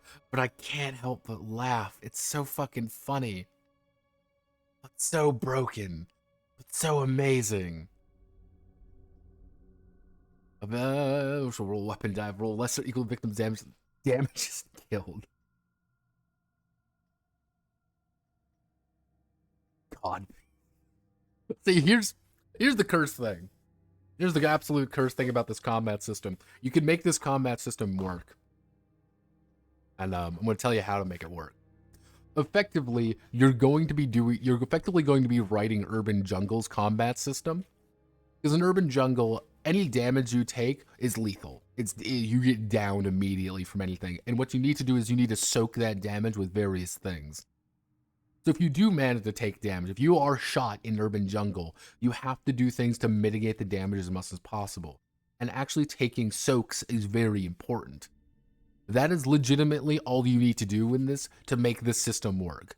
Anytime you get hit, you're going to die. You need to soak the damage. You're using armor. You're using abilities. You're using anything just to soak the damage to 0. If you manage to do it, great. If you don't, you're fucked. Less than or equal to attack's damage. Has 1 chance to gain damage point and live, shattering a shield or piece of armor. It's exactly this. This is exactly how they do it. Dark Bad is truly the best game of all time. Hit location, depending on shatter piece of armor located to get in. Except 7. Bypass armor, death. Save points, and save point, which is going to start the game if needed. Resetting from a save, reverse everything the way it was when first saved. Weather, raining blood, raining piss, raining shit, raining cum, famine. Apocalypse, delete or burn all RPG books and vow never to play a game again. The Antichrist Playhouse, the Pit Fiend, D32. Dick Wolves, Dad, Death Lever. Dad is very mean, wants you to get a job. Face the Antichrist, must first your greatest fear. Finally, of Ernest Gary. There are the dark times where the evil will escape dark bad and destroy the overworld. I mean, this is legitimately, yo, Chai Gal, you know what you did. See, this is the funny thing. Like you got to remember this. It's not Yokai Gal it's not Yochai Gal. That's the thing. Like, this is the most important factor of this entire thing anymore. It's not him. It's fucking Pandatheist. Who's Yokai Gal? Yokai Gal is... It's a Hebrew name. That actually adds up. If I go to... that it's... Yochai Gal, right here. This is Yochai. Or Yokai, or whatever the fuck he pronounces. His big thing is that he's the current runner of the NSR, the New School Revolution. He's pretty much the person who's kept all of, like, the new school of design things going, like Sword Dream and any of that shit. The thing is, he is not actually the one who did it. It's Pandatheist. He took it over from Pandatheist. Because Panda fucking left. So any of these, like, weird new games that you encounter that are just weird, like, what the fuck is this? It's actually this guy. It's actually Pandatheist, not him. But yes, this is Dark Bad. The official consent checklist. Graphic depictions of werewolves, like, if yes, how hard? Graphic violence with realistic soundboard, torture, terrorism, genocide, gaslighting, manipulation, racism, homophobia, math, harm to animals, harm to baby animals. Dark Bad truly is the greatest role-playing game of all time. Truly. There's no other game that compares. Yes, that's Shadowdark. Shadowdark, it's a parody game. You gotta remember that, Joystar. Yes, it's a parody of Shadowdark. It's kind of a parody of everything in that sphere, I guess. It's your Morkborgs, it's your Cairns, it's all of that shit at once. It's like, this is purely a fucking joke. That all this shit is just bad.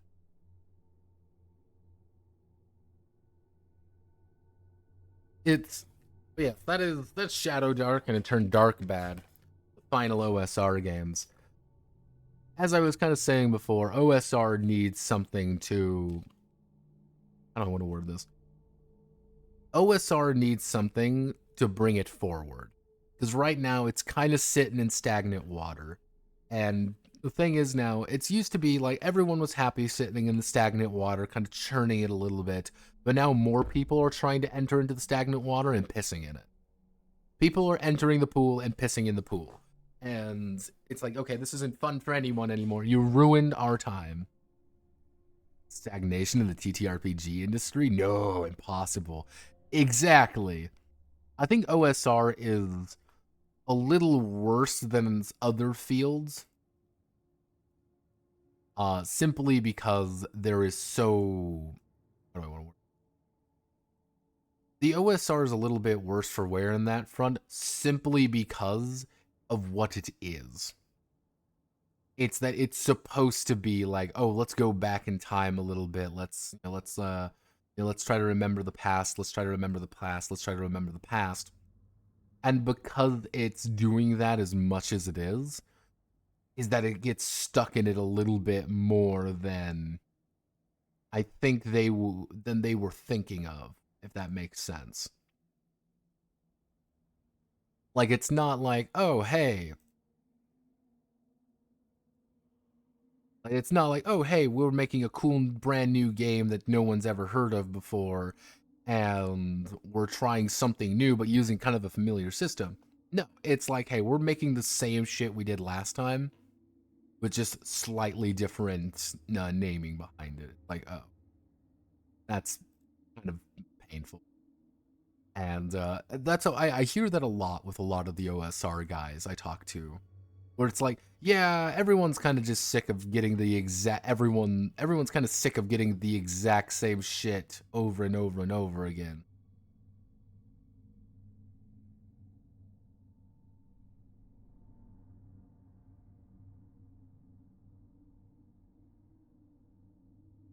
Oh, God.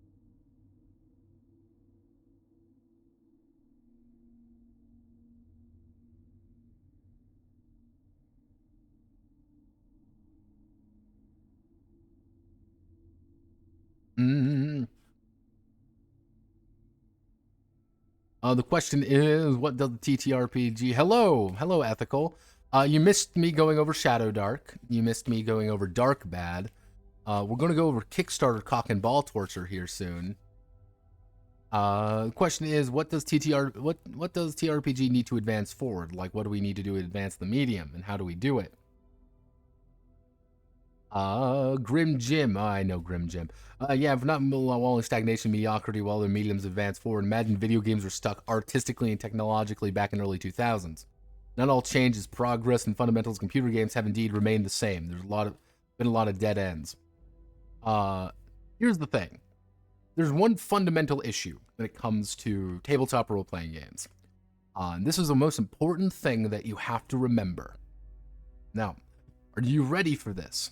This is gonna come as a shock to everybody here. It's gonna come as a shock. Tabletop games are played on the table.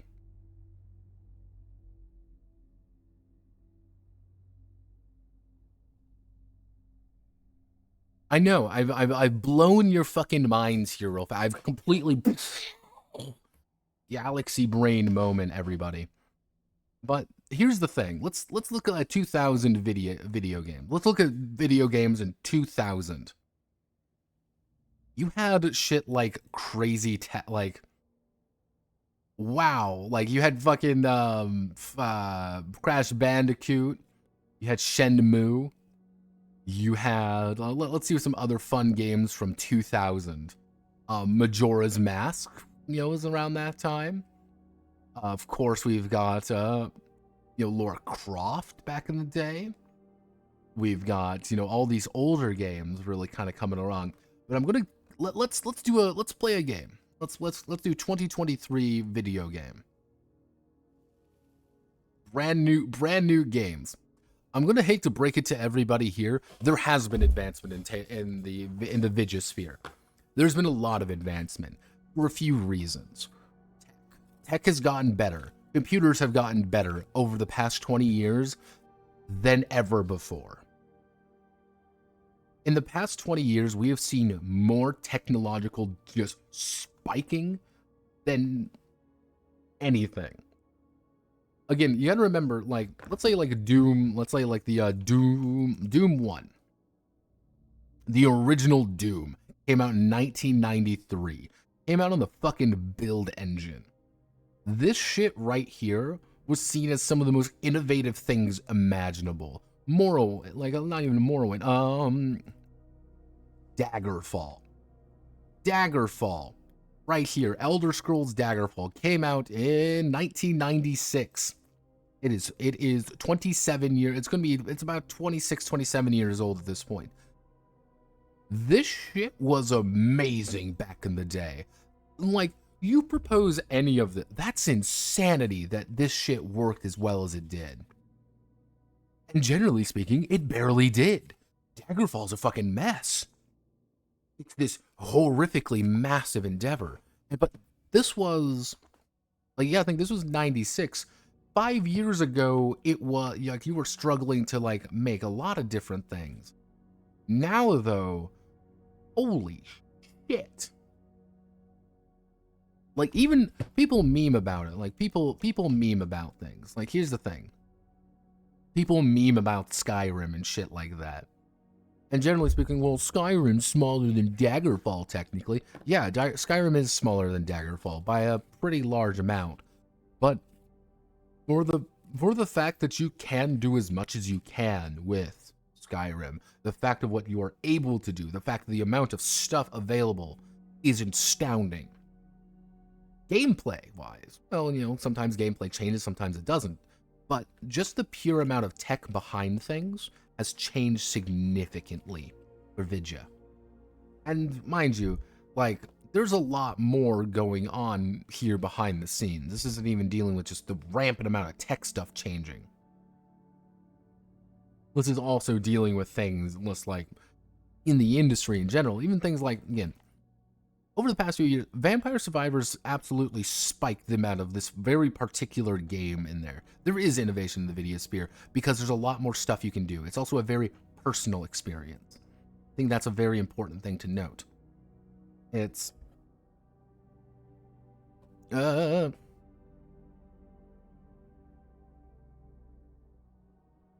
mom likes funny noises. My mom likes the funny noises you make. I get that a lot. Also, thank you for following, Joystar. It's, the big thing is, tabletop role-playing games can't advance as much. Truth be told, we lost.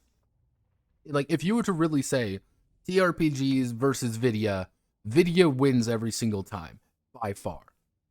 You can get more entertainment value out of playing Baldur's fucking Gate than you can out of most tabletop roleplay. Not gonna lie. Because you want to know why? You want to know a very super secret about that?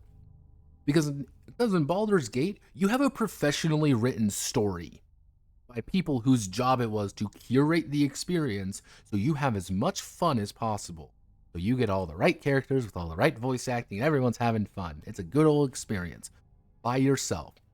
I don't want to play Baldur's Gate anymore. I can save my game and do something else. You play a tabletop role-playing game, you're with a group of other people, and all of them are also kind of doing that. The problem with advancing in the tabletop sphere ultimately boils down. And right there, you actually hit the nail on the head a little bit. It depends on the person directing the game. And that's a problem. Because you can have the most professionally written story. You can have, you know, someone really care. And then someone jungles the fucking goblin acrobat who doesn't take the game seriously at all. He doesn't fucking care because it's a game and he's shit-faced already. It's very much dependent on people. And you don't have the tech behind things to change things as much. Low floor, high ceiling. Yeah. And you want to know what? Nobody lives in low floor, high ceilings. It's a lot easier to... Video games are easier to get than ever before. They're cheaper, they're easier, they're simpler to play. You want to play Baldur's Gate right now? You can buy Baldur's Gate. You don't even have to fucking buy it most of the time. You can get Baldur's Gate right now and easy get 80 hours out of it. This isn't even dealing with all the plethora of other shit out there. If you want to get a tabletop game, well, you're going to have to get some other people involved. Unless you're playing solo, but some solo games are a little bit weird. But you're going to have to get other people to start playing. Then you got to start kind of doing everything. Then you got to set aside 2-3 hours, maybe a night. Then you got to get everyone together. It's you're trying to get everyone together, and then you look at it and it's just like there's a belief that like, oh, we should make TTRPGs. We have to make them easier. But then again, you run into a problem where it's for me anyway, with a lot of these games that are like, I want to make my game easier. It's like, why bother? Why should I bother playing this? Why should I? There's 1,000 games that do it already. And I think that's why D&D has such a powerful hold over things, is because it has that cultural significance behind it. And it's not difficult to teach D&D. It's not difficult to teach a lot of these games. But people kind of latch on to things and they don't want to play anything else. Why would they? They don't want to learn new rules. They don't want to learn anything new. And even I see these like 2-page games being like, my 2-page role-playing extravaganza, I can craft a fascinating new narrative adventure. I mean, like, no one gives a shit. We're here together because we want to hang out with our friends. We want to do something. And then it's like, oh, well. It's like, Well, that's the thing. You say, oh, it's not difficult to teach new people. There are people who are just outright opposed to it. They will go into it with just a negative perception. I don't want to learn a new game. If they go into it with just a negative, I don't want to learn a new game, they're not going to learn it. They're not going to care about it. They're going to get frustrated. But they're just going to get mad by virtue of being mad at it. And I think that's kind of the problem with tabletop role-playing games and why we're fucked. And if you want me to be perfectly honest about our little sphere here, it's that we don't want to advance because we can't. And what people have been trying to do to advance the hobby in a way has been trying to make them video games. And we've seen this a few times with things like Paracle, for example. Paracle is trying to make a video game and market it as TRPG. Because that's what they want to do. You're going to play it online, and you're going to be able to play it solo, and you're going to be able to do all these things. But if you try, it's like, is that a tabletop role-playing game? Like, no, not really. But that's why we see, like, the big thing with, like, the VTT push. That's why we see things like Astral get pushed a lot. It's like, you want to make things as easy as physically possible, because the hardest part of tabletop games, hardest physical part of TTRPGs, simple. That first 2 fucking words. Tabletop.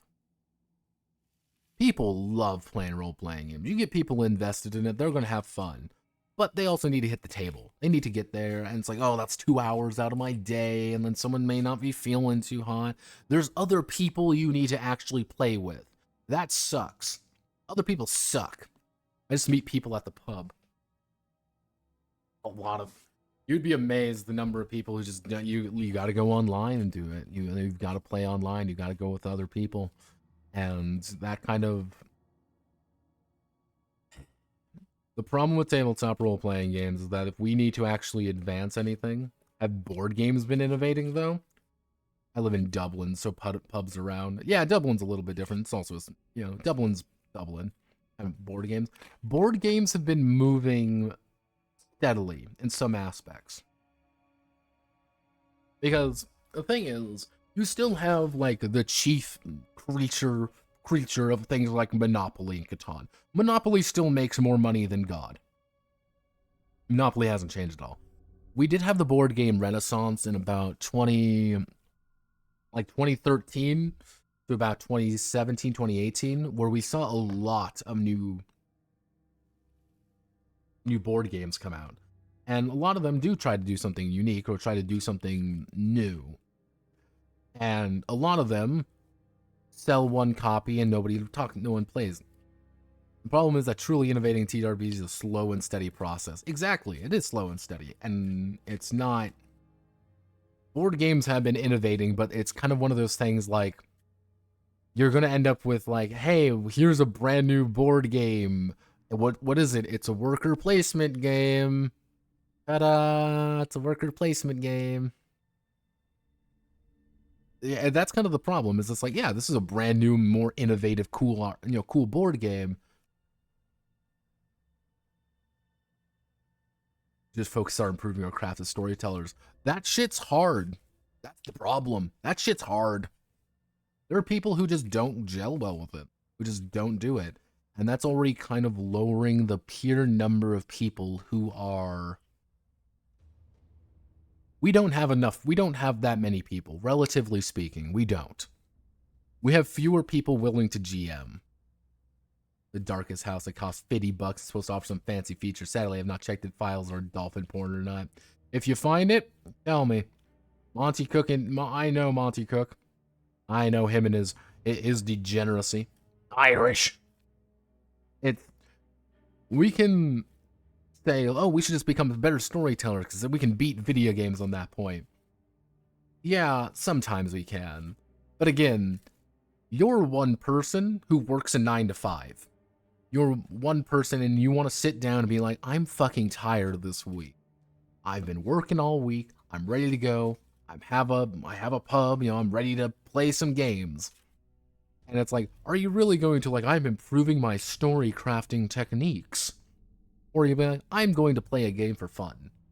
And some people are just not going to gel with it. You're not being paid to write adventure modules. And if you are being paid to write adventure modules, they're probably for 5th edition. Yeah, no, I can do a very long and meandering rant about all this, but I've been ranting for too long. We need to go to our favorite place ever. Say hello to Kickstarter, everybody. We love Kickstarter. So we've got our saved projects as always. Let's see. We've got 9 days on Genesis. Genesis isn't gonna make it. Tales of the Valiant is gonna hit 1 million, by the way. Yeah, I think it's gonna hit 1 million pretty easily at this point. This is the Kobold Press's 5e game. But you're like, it's not 5e technically, it's black. Fuck off, it's 5e. The heart of 5th edition. Yeah, they're making a 5th edition game because, again, Kobold Press are full of hacks. This will make over $1 million. They have 13 days to go. My bet would be in the last week they're going to get about they're going to get about $100,000, maybe $200,000. But yeah, that's they're going to make a lot of money on that. Let's see. Guns Blazing succeeded. Tabletop News, some reason succeeded. Hard-based game succeeded. Guns Blazing succeeded. Doomed Arthurian Western game succeeded. Mouse Veil unfortunately succeeded. Machina Era unsurprisingly failed because that was kind of cursed content. Alright, so newest, let's get down to business. Intuitive D6 dice pool system. Alright. Broken Blade Publishing. It's a HEMA game. I know we're looking good because it says Broken Blade Publishing creates historical European martial arts. Let's look at this right out the way. Streets of Peril, PD6. What have you... Perilous D6. Has anyone heard of Perilous D6 before? I've never heard of this. Kyle Griswold. What have you done, Kyle? Kyle, tell us.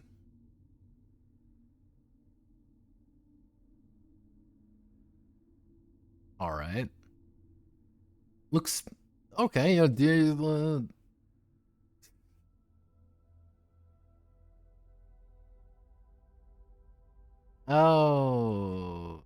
They have classes.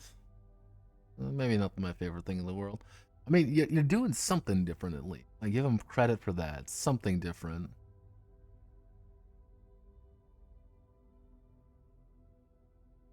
Yep, that looks exactly like the thing I would think of.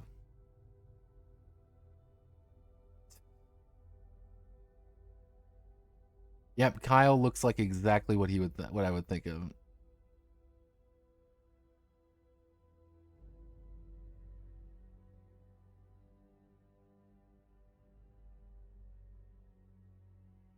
Unless something drastically fucks up, they should make their goal, and I mean drastically fucks up, so good on them. Let's see.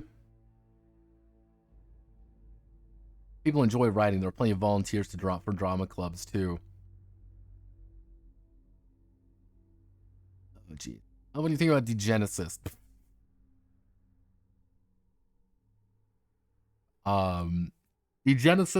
Degenesis is what I would like to refer to more casually as the perfect example of someone completely fucking up.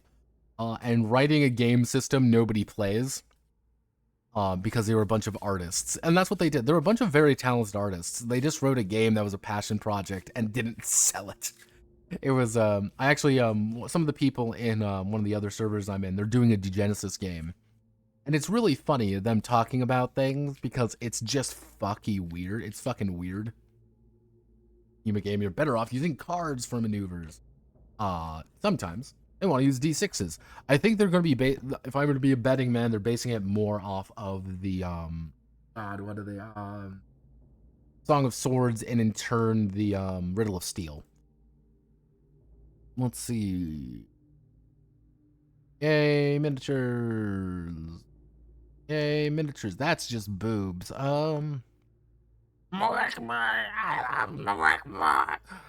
love Morg. Morg is the greatest game of all time.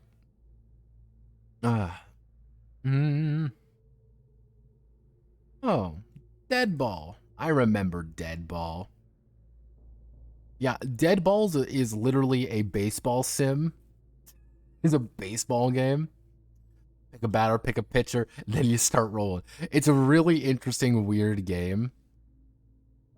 Yeah, I've been obsessed with like sports games for a while because I just kind of want to know more about it. Because it should be simple, and it's made good money for what it's doing. So I mean, get on them, brother. I mean, I'm good on you. You're from Philly, and i.e. the worst place imaginable, but I respect the hustle. I hate you because you're from Philly, not because of your work. Maria de Jesus, there's my girl. Hello, Maria. How can we forget Maria, oh, Maria, how can I forget you? For those who are unfamiliar with Maria's work, what the fuck? Maria de Jesus, they are from Mexico. They're from Durango, actually. And they are a, they're a 3D modeler. What they do is they effectively model these things and then put them up on Kickstarter for people. They usually have a very low goal of like $57, and they just ship out STL files. That's actually what they do to actually make money. Like, her, for example, this is Ballerina. This is technically making her a little over, about 3,000, almost 4,000 Mexican dollars. Doesn't seem like a lot, but it is something. And this will probably hit maybe about like $500 maybe. And this is also, again, don't forget, she's got her Patreon. She's got a tribe for STL, printable files. And she does usually about 2 of these a month. And you may be wondering, why is this in tabletop games? Why is this in the tabletop games Kickstarter area? Fuck you. Fuck you, that's why. Because you don't get to have nice things. That's why. Sustain. Cool. D&D dice. Petro's Tome of Adventure. Fast RPG. Horror Epic. Dice Fanatics. Dark Tides. Oh boy. Westphalia. Westfallen. The West has fallen. Millions must dev. Mecha Top, Second Call, The Battle Continues. The Last Caravan, Cars and Aliens, alright. Oh boy, I do like some new. Triangle Agency is at, everybody. Yay, Triangle Agency. The game which I literally went over a while ago, and it's nothing. It's nothing. It's just a D4 game. It's nothing at all. Because the entire idea is that you're supposed to play it in other settings with other people. That's the entire gimmick of it. Because there's no creativity anymore. And why I hate light games. Anytime I see a really lightweight game, I want to hurt somebody. I hate it. because they're always the same. I don't want to back this fucking project. I never want to back the project. Remind me about it. Because anytime I see it, it's always the exact same shit over and over and over again. In a never-ending cycle. Hello, Burst. Oh, God. Yeah, Mexico used the pay. The money's gonna like 2008 if the calculator doesn't lie. I think I don't know if a good amount of Mexico or what. So I mean, like, let's see. Mexico. A loaf of fresh bread. A loaf of fresh bread is 34. 34. Is that 34.8? Yeah, 34.858. So let's say she makes 3,000 Mexican pay. I should say, so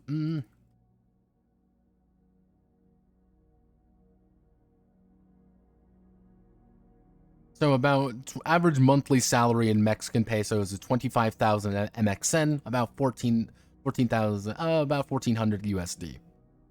So she's making, depending on how much, that's nothing to shake a fist. Like, she's making enough money to, like, maybe probably pay her rent and the electrical bill kind of thing.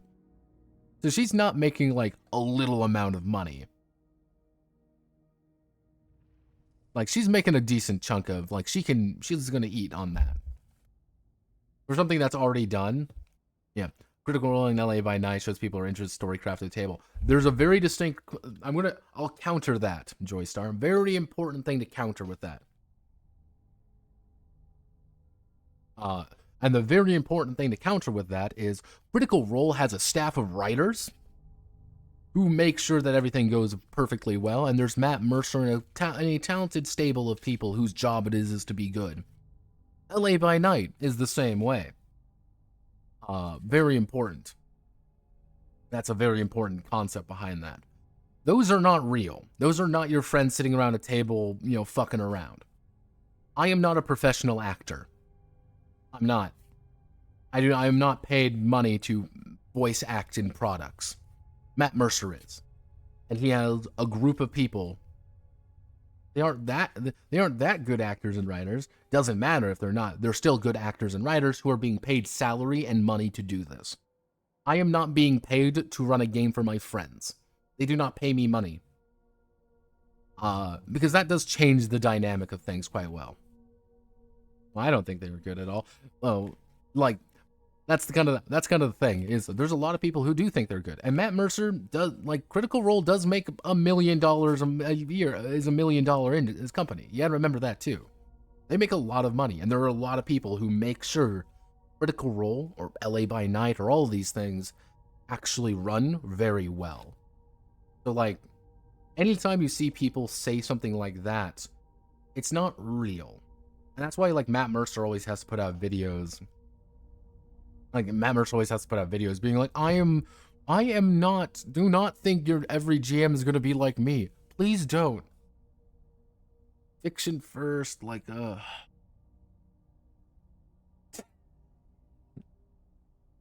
Boards in the Dark and the aspects of No Dice, No Math. John Hopper and Avery Alder. Wow, everybody. Good job. Hi, John and Avery. How you doing? Was this a diceless game? Diceless. Oh, Ted Bushman. Ted, don't do this to me. Ted, where are you from? Okay, you're fucking godless.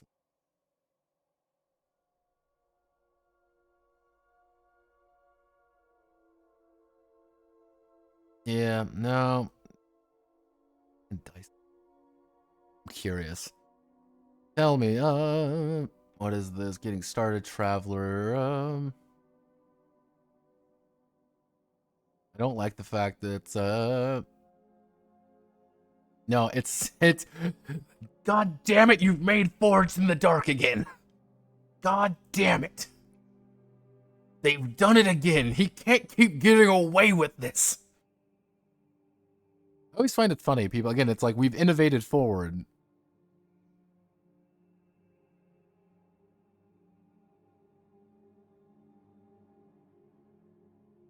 I know it's not real. The fact that people watch it means it's something they want.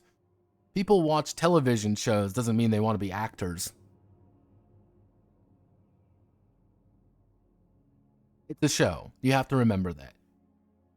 And I think there's a lot of people. Here's the thing, when it with like Critical Role and stuff, I think a lot of people watch those and then assume every role-playing game is like that. And then get really disappointed when they realize it's not. Or they try to play everything like it with like, oh, here's my sweeping storylines or whatever. And it's like, that's just not how some games are played. But, here's the thing. You make an entire game around that idea about this is how games are supposed to be played, according to Critical Role or any of that things, of course. Well, you can make a lot of money off of that. And thus you get cretins. Quest chest. Oh, I don't like where this is going. Side quest. 5e content. I love 5e. I love 5e. I love 5e. I am in hell. My friends are dead, but yet I smile.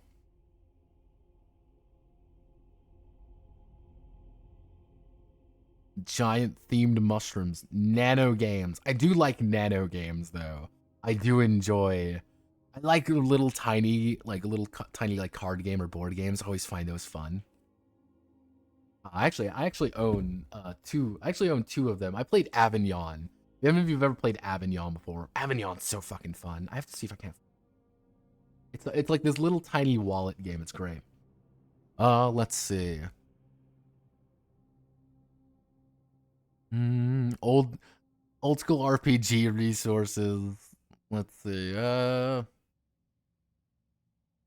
Strategy board game with trading cards. Yeah, we're kind of a butt. Oh boy, it's my favorite time where I get to interpret Japanese.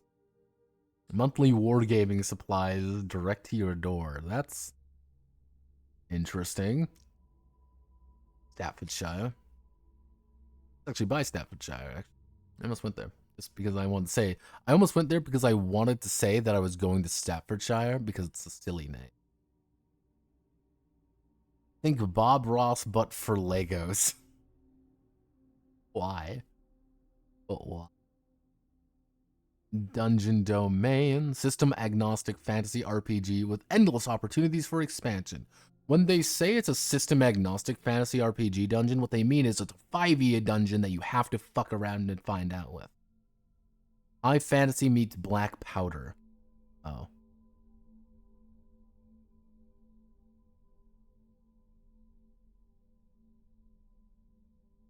Okay, we're getting something.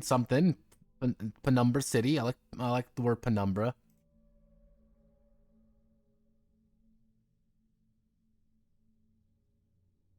Parents arguing, hard to hear. Nano games seem fun.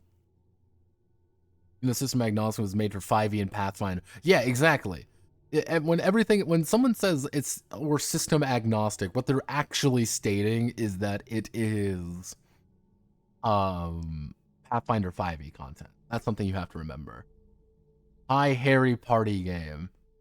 Ogre Raiders. Oh boy. Cool cats. Stack it kitten. D&D coin. Cool.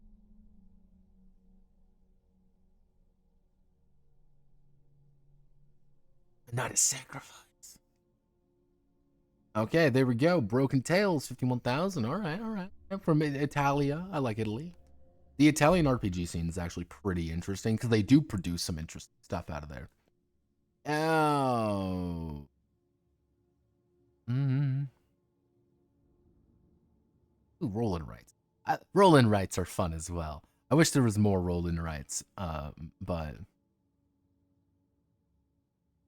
Ah, yes. Assassin's Creed, Brotherhood of Venice, Apocalypse. 2.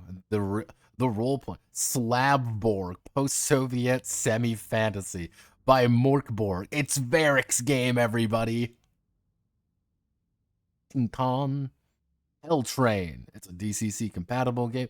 People, for the longest time, everyone recommended, like, you got to... DCC is the best. Everyone loves DCC. Everyone recommended me DCC. dare. Hello, I'm not even going to try it. What's DCC? Dungeon Crawl Classics. Many people wanted to make Dungeon Crawl Classics. If you, let me bring it up real.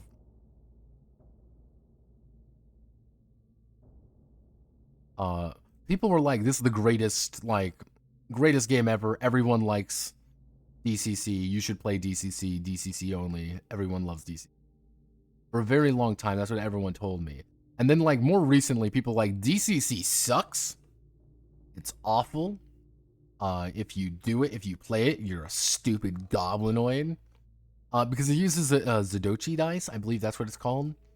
What I mean by those special kind of dice is they use, where is it?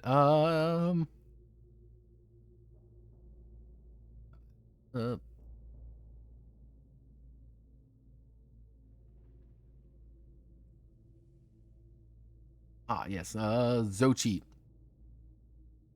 No, I didn't. Hello, yes, Cloudflare, let me in. You need to actually use Zochi dice for everything. Like D3, D5, D14, D16. You actually need to use these to actually play it. So people have been like, it's bad because of that. I'm like, that's understandable. I never really knew too much about it. Truth be told. Why the hell are you live so damn early? Second shift live. It's 3 p.m. They use D7. All the funky. I've got a D30. That's my claim to fame. I got a D30. I need to actually buy some a set of Zochis just to say that I have them because I find it funny.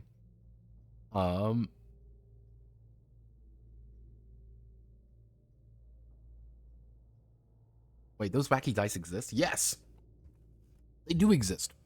They're specialty made. That's the thing. You got to remember they're specialty made, and they do cost a little bit. Actually, we've seen these ones. Yeah, we've seen these ones before. Yep, this is the one we've started seeing already. I remember some of these. Okay, so let's do a quick rundown of the games we saw. Unlimited online tabletop role-playing game. D3 Games, Ultimate Online, powerful flagship tabletop RPG market. Modern take on traditional TTRPGs. A modern take. They're from Louisiana, so they are huffing glue, it seems. Okay, so let's... there's a lot of money already being poured into this, and it's a card game? Or, there's classes?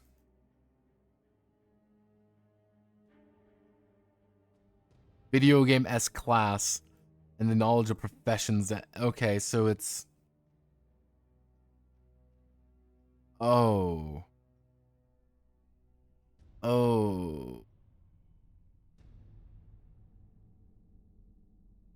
Fighter. Is this AI? I think this is AI. Yeah, I think this is AI. If it's not AI, whoever they got doing the arts definitely looks like it. Huh.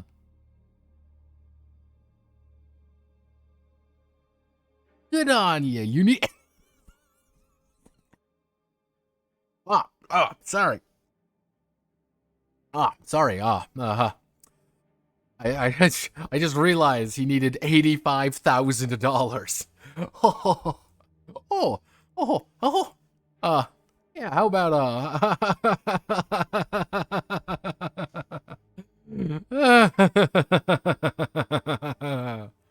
oh, wow, that's funny. Oh, God, you're serious. That's even funnier. So, Quest Chess, immersive tabletop role-playing adventures. System-agnostic TRPG modules. Physical props, sensory elements. 5e, so it's 5e stuff. Scented candles. Coffee. Tarot cards. Oh. Hey, then. That's cool. Oh, wait. Social Supported systems. They'll support Shadow of the Demon Lord, Blades in the Dark, GURPS, Tales of the Valiant. Very, very convenient you put Tales of the Valiant, which is just 5e, by the way. Cypher, Fate, and the Questmaster's Guide. Man, I love Ponzi's game. Okay, so now my favorite part of the game, in which I get to try to interpret card games from Japan. Wait a second, I know this game. This is the Yandere Collectathon game. I remember this one. Oh, they're doing a reprint? I think they're doing a reprint of it. Yeah, it's a second print. I remember this game.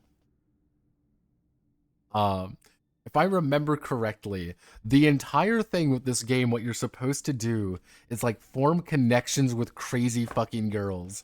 And the more you connect with them, the better you do. And the goal is to pretty much not fucking die.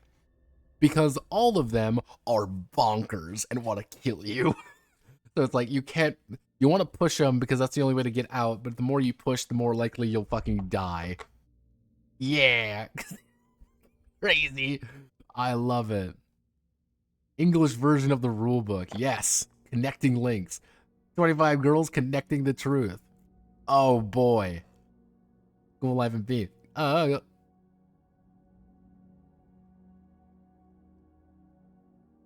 Momoka was found as a dead body. Yeah. Like it's like the entire idea. Like, they want to, like, find girls who are possessed by Satan. And if you find the girls who are possessed by Satan, you win. And, like, but the professor's trying to link things together, and you have to, like, link all the girls together, and you're trying to, like, oh, this girl's crazy, this girl's not crazy. It's fucking weird. I love it. I love this game. I remember seeing it a while ago. I'm like, this is insanity. Cool.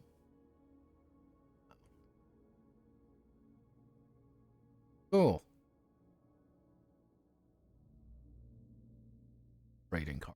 More trading card NFTs. Yes, NFTs! Parents are escalating fighting stream even harder here now. No, Pat, how do you feel about growing the use Kickstarter to be used for getting money up front for a product that you haven't seen rather than using it for product off the ground? Makes money from later sales. Ethical. I'm gonna counter. Ask you a question. Have you ever stepped on a nail before? Like you just stepped on a fucking nail, goes right through the foot. That's what I feel. That's my question. That's the feeling. It's agony. It's suffering. There is no goodness out of it. Because the problem is, that is the most efficient thing to do. The most efficient thing to do with Kickstarter is to already finish the product and then sell the product. You pretty much use Kickstarter as a pre-order system because that's just the best way to do it. If you don't use it that way, you're not being as efficient. Because if you can tell people, hey everybody, you're going to make... This game is already finished. If the game is already finished, you no longer have to think about it. And because the game's already finished, cool, you've already done it. You've succeeded. And, you know, you pay out and everyone's happy. If you don't do that, you run the risk of failure. You always want to, and that's why it's always funny when you see these ones, because this is the most efficient thing you can do, by the way. People are pinging me. Who's pinging me? Hello, Nels. Like, if you ever want to make the most efficient Kickstarter possible, is you set it at like $500 goal. But because the thing that's going to happen is people are more likely to click on something that's 100% funded. That's 100% funded. Like, that's something you always got to remember. If something's like 250% funded, people are going to back it because it's 250% funded. You might need $10,000, but you're pretty sure people are going to back it a lot more than if you do that. If you need $85,000, no one's going to back it because you need $85,000 fucking dollars. No one's going to give you that much money. Adding art assets. I feel like the only thing this benefit is adding art assets and the like. No, because here's the problem, Spartan. This is the beautiful problem. Especially when it comes to art. Is okay, you can go away now. Because like the beautiful problem with that is that it's a cyclical thing. It's a it's a cyclical fuck you moment. Because to get people to click on your thing and donate, you need to have art. To get art, you need to pay up front to do the Kickstarter. To get the art, do the Kickstarter. To get the money, to get the Kickstarter, to do the art, to get the Kickstarter, to do that. So again, the most efficient thing to do is already have the artwork ready. You already have the artwork prepared. You already have the artwork set out. And you're pretty much either trying to recoup losses with a Kickstarter, or you're trying to stretch out as much as you can with what you already have. So you might only have 3 pieces of artwork, but more art assets. Because that's the thing, you don't want to spend more money. That's the last thing you want to do. You never want to spend more money because the book's already done. That's the thing, Spartan. The book's already done because it always has to be done. Because you'll notice the people who usually consistently get the games out faster and with actually consistent amounts is games that are already done, or games that are people already know what it's going to be like. Yeah, I'm writing an OGL 5e game. Yeah, no shit. Tales of the Valiant has a $900,000 because they damn well know Kobold Press already has the money. It's already done. They've written 5e already. Don't worry, everybody. That's all Tales of the Valiant is. You are giving money to Kobold Press to re-release 5e for you. Congratulations. You've done it. You've made 5e2. Or 5e edition. And you want to know what the worst part is? That shit's releasing in 2024. They're going to release right when 5.5 comes out. And Tales of the Valiant is going to die. And it'll be hilarious. Or you end up in games like this, where they already use the same thing. This is Forged in the Dark, for example. Penumbra City. What is this? It's class-based. Players always roll die. Already 80% written, playable. Probably a lot of artwork assets. You kind of already see the artwork assets are already done for the game because you need to have that done. And yeah, it does look like there's actually something here. I give them that. But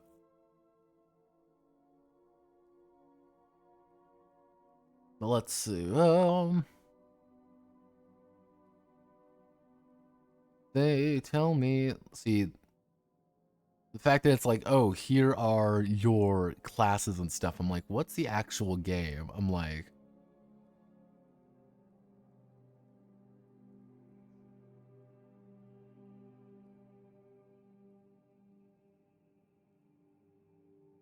yeah, proficiency, speed, Maurice stuff. Tell me more. What's your game looking like? Tell me more.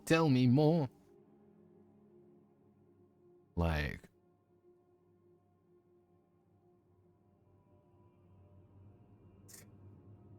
someone already tried, like,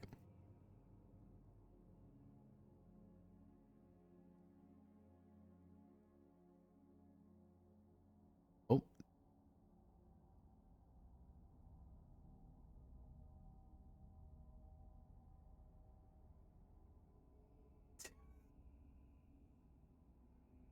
some guy, this random fucking dude tried to just copy paste everything as a scam.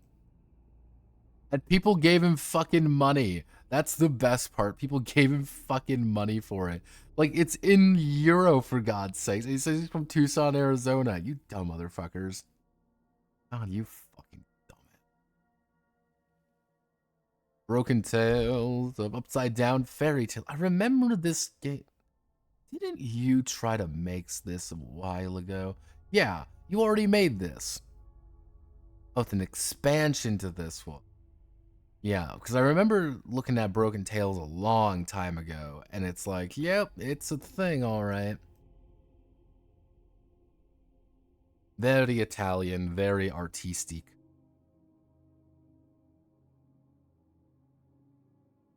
It's also a Square book, fun fact. I love Square books. Random Argentinian dude, though a Yankee. No, it's he's scamming. That's the entire point. Why does everyone use Kickstarter instead of Indiegogo? Because Kickstarter has name recognition and they have a lot more back-end support. Kickstarter actually wants you to make a shit ton of money. Indiegogo is not as big and they don't have enough. It's a continuous cycle thing. You always want to make more money, so the best option is go with the biggest thing. The people who usually go to Indiegogo were like, we don't like Kickstarter adding in blockchain stuff. And a lot of them did better, but it's very project driven. And it's like the people who are making a lot of money on Indiegogo already have a lot of money on Indiegogo because they already have an established group more than Kickstarter. People don't do this on Indie Kickstarter like what we're doing. Powered by the Mecha Hack. Pen and Paper Universe coming soon. Things bolded, it seems. Oh, you're German, huh? Yep, application. We would like to present the app here as a centerpiece. The app. The app. The app. You can buy it on Steam. You can buy it on Xbox. You can be on Switch. You can be on PlayStation. Put the shit on the paper store, baby. App store. Apple store, baby. Fuck tabletop games. You want to play video games. Video games. I love video games. You see my point. All right, time to go on itch. Let's feel sorry about itch. This is apparently the new hotness is this one. I have learned that it is apparently every single mecha game at once. I got a free copy of it because no shit I did. And apparently it's also Lancer. Apparently it's Lancer, but apparently it's not Lancer. So I already got my free copy of it, so I'm okay with it. If we Cracker Barrel is fallen. If we ever decide to do another mech case, it'll be on there. Yeah, apparently it's Lancer, but every mech RPG at once, but none of them at the same time. It happens.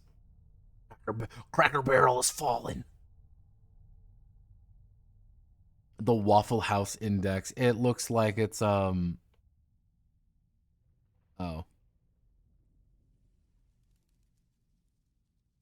Inspired by a tweet. Cracker Barrel is fallen. Yeah, cool. He made it from a meme and he's made it for a funny meme. It's a meme. I love Twitter memes. I hate memes. I hate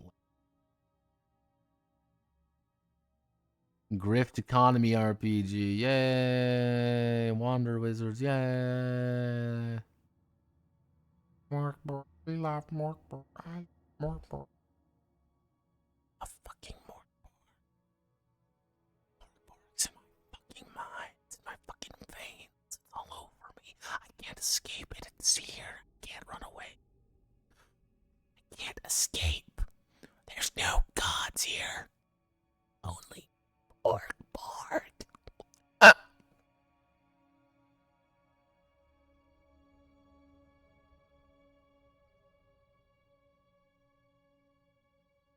Do the Morkborg voice. I love Morkborg. I love Morkborg. Pelter priming. Prepping TTRPG. Especially fantasy TTRPGs.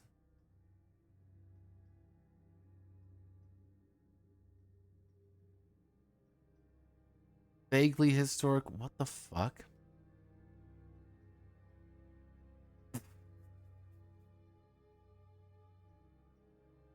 What? Universe Warfare has always cribbed from history, from aesthetics, and people gotta know, except this book's lead to the historical inspiration, providing a raft of new options for the only war RPG. Giving your own... What?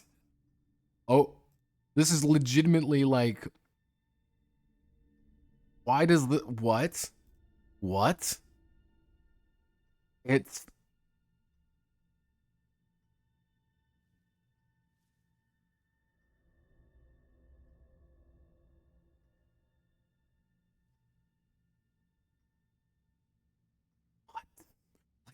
Have you ever just encountered something you're just confused by? I'm like, all right, it's an Only War expansion, I guess. Cool, awesome. Crisis, Scoundrel, Western Hex Crawl, nothing much. No word save death. Ugh. All right. Okay. All right. Yeah, it's sent a game though. I should go over it. Dun dun. Oh. Oh, I.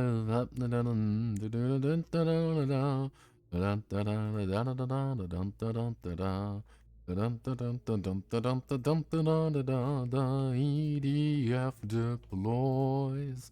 That's the sodomizer. I don't need to click on that. Let's go over a game called Action Dice. Yes, hello, Action Dice.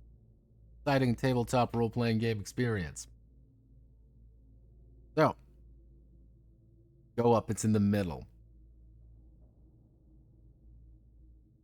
In Shadowdark View, there's to save our Mother Earth from any alien attack.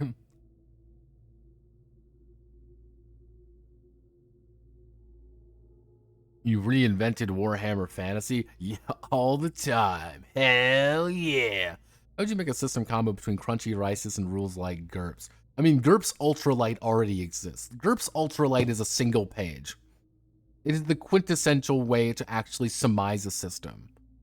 That's all you need to do. So, this is... what kind of fucking paper is this on? Let's actually play a game. European paper size. On like A2 or something? No, it's A, right?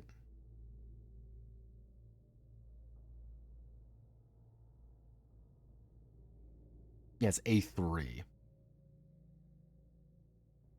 It is A3, I believe. No, it's not even A3. What the fuck is this size? This paper size doesn't exist. I like it. Right. I love it. Right, cool. It's on regular A4, the standard paper for a printer. It's on A4 paper.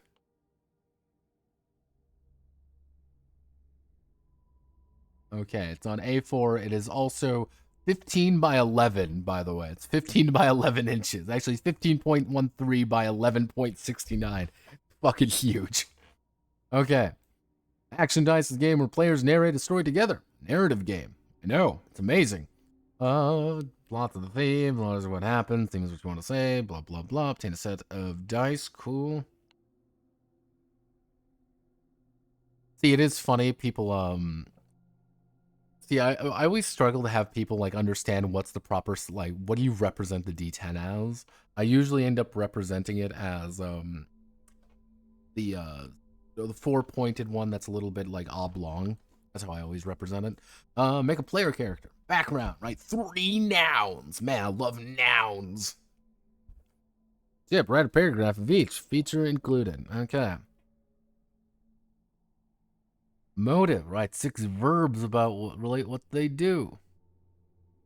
Central. Drive. Goals. Hobbies. Who are they? How are they going to be doing? Or change that person. Flair. Add 2 adverbs. You know, what or when they shine. Okay. So, action dice pool. The average person can do and how long they can do it.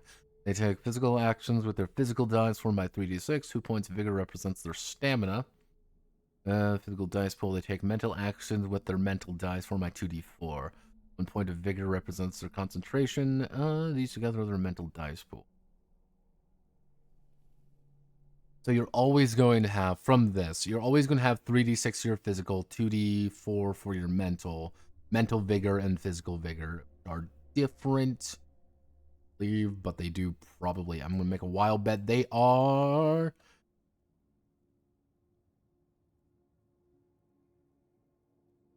Oh boy. So yeah, so everyone is the exact same. Interesting. Okay. I love it when games make everyone the exact same. Cool.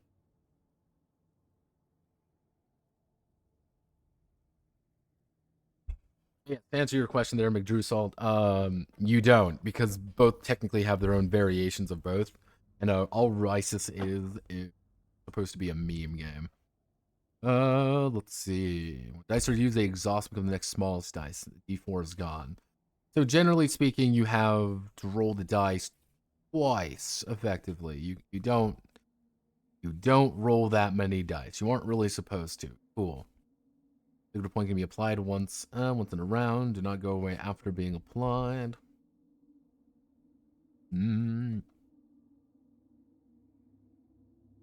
Power dice pool. They represent playing a PC or a season.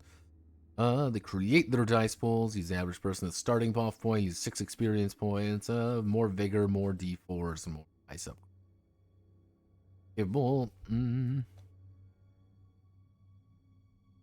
okay, so game director. They play the non-player character. Scene is a sequence of actions, overcome obstacles. Scene lasts 3 rounds. When each round starts, comes a situation to the players. Ask each player what their PC objectives are and what action they want to achieve. Cool. So, each round, PCs will need to roll the dice and roll above the challenge number to succeed. Challenge number. Well, so determine the challenge number by impact, by experience, or player consequences of failure, what they have gained, the proportion of what they lose. PC fail, roll higher than the threat they choose.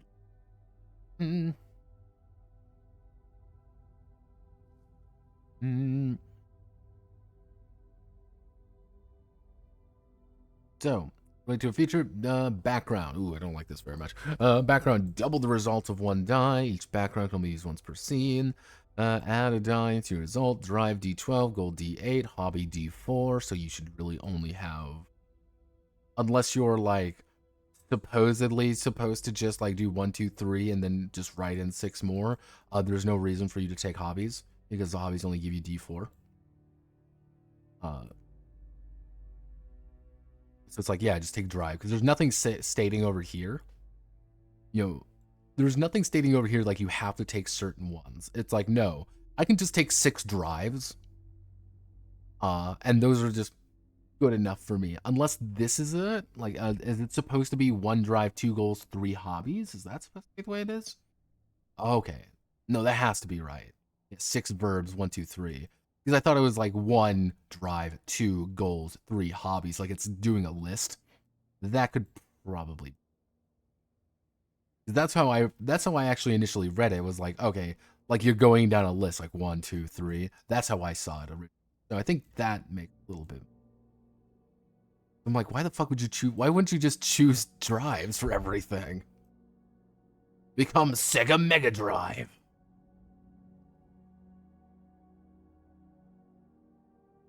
Oh my god, I can become a Mega Drive. Flare training time above average for the dice for that round. D6 on average 3 to 5.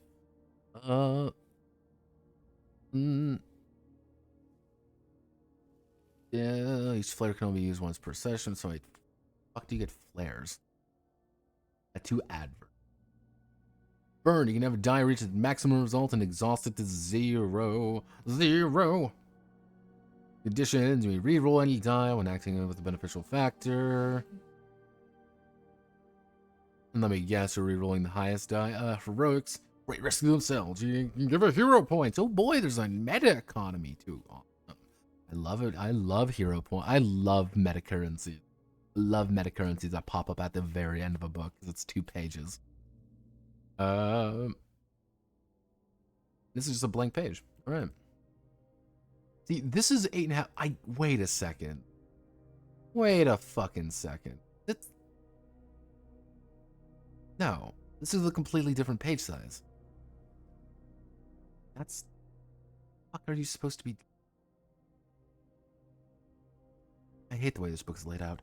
But yeah. I can tell you one thing. You should always increase vigor get your vigor faster because you'll be able to more easily secure your dice. And vigor costs 2 XP really, unless if you get, let's say, like 3 XP, like you should just be able to pretty much. How do I want to word it? You want to use vigor to all the time because there's no reason for you not to. Because the second you use vigor in any remote capacity, you're just preventing yourself from losing die, which are very important. So we've got our 3-page game. That's 2 pages, but also like 4, I think, because the way these pages are set up. So, yeah.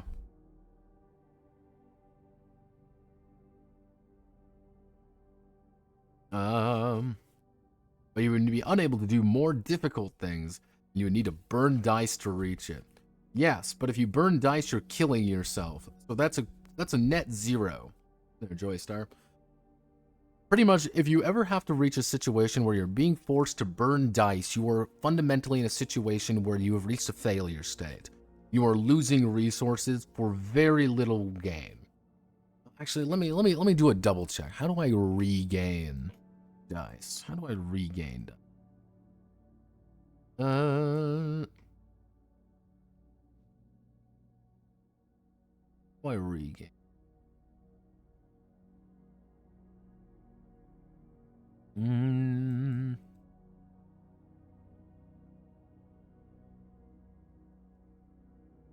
Let's see. I mean, that'd be insane if we didn't have.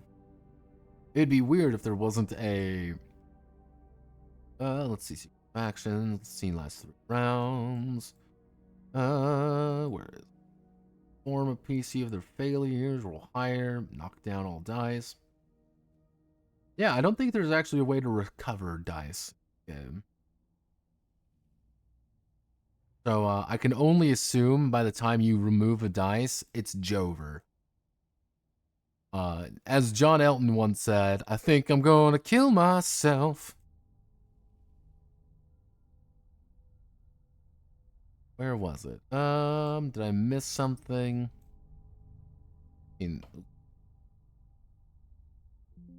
Nope. Something, I'm probably blind, because I do things like that. Dice lost from exhaustion are regained at the start of a new scene. If an injury is healed, you regain their die at the start of a new session. Ooh, new session, that's fucked. I mean, what happens to if you burn a die? Burn, exhausted. So yeah, you exhaust a die. So it's 3 rounds and then you exhaust a die. So burning is actually very valuable. Okay, we've officially made burning way more valuable because you're going to be getting your die back more consistently. So you're going to be wanting to burn things more often now because there's no threat really. I mean, I'm wondering, how do I fucking die? Let's play a game. How do I fucking die? Lose dice to injury. No, I don't think you can die in this game. No, you cannot die, in fact. Unless it's the narrative. That's also an option.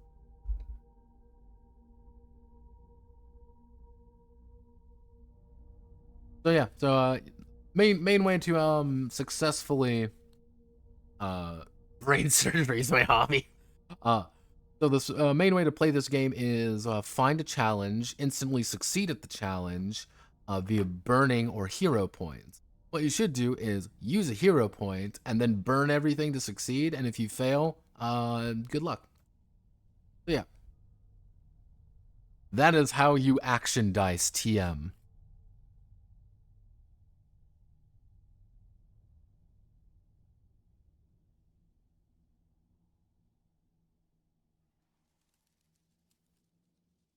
Yeah, that's how you action dice. Light game needs a lot more. Needs something in there to actually tie everything together. Anything really, because right now it's. I don't want to word it. Right now it's goo monsters looking at it's gray goo monsters staring at each other, yelling, throwing dice at one another's face. That's really what it is. Yeah, that was my feedback too.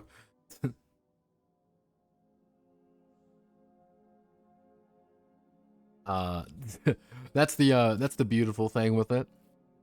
And like, let me think, Grey Goo monsters. Yeah, there's no characters. Like, here's the thing. There is no characters to action dice. It's like an important thing. It's not supposed to have characters. That's not the point. You are like, I could just as easily claim that I'm, Legolas the fucking elf just as much as I am Godzilla, and that nothing changes. Oh, well, Godzilla and Legolas are very different characters. Doesn't, according to action dice, they aren't. Unless I give them more dice, but there isn't really any way to really determine that. There's no power scaling to human look like. What's an elf look like? What's a fucking Godzilla monster look like? It doesn't matter. What's Godzilla's hobby? Well, depending on which version of Godzilla you're talking to, the advanced if you're looking at Shin Godzilla, his hobby is crying. His drive is being miserable. His hobby is crying, and he wants to kill himself.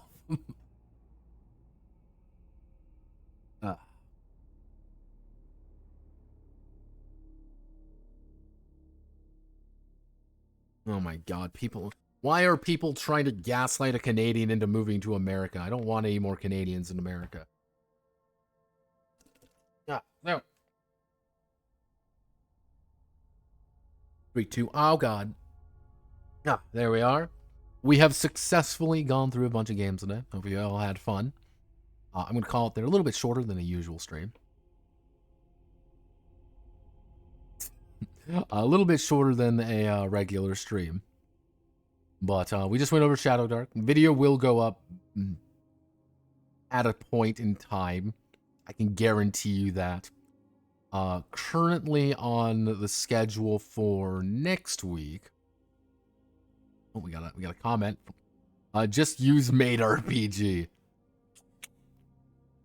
He does speak the true though. Like, that's the important thing to remember. You can use Made RPG for an Evangelion game, and it works really well.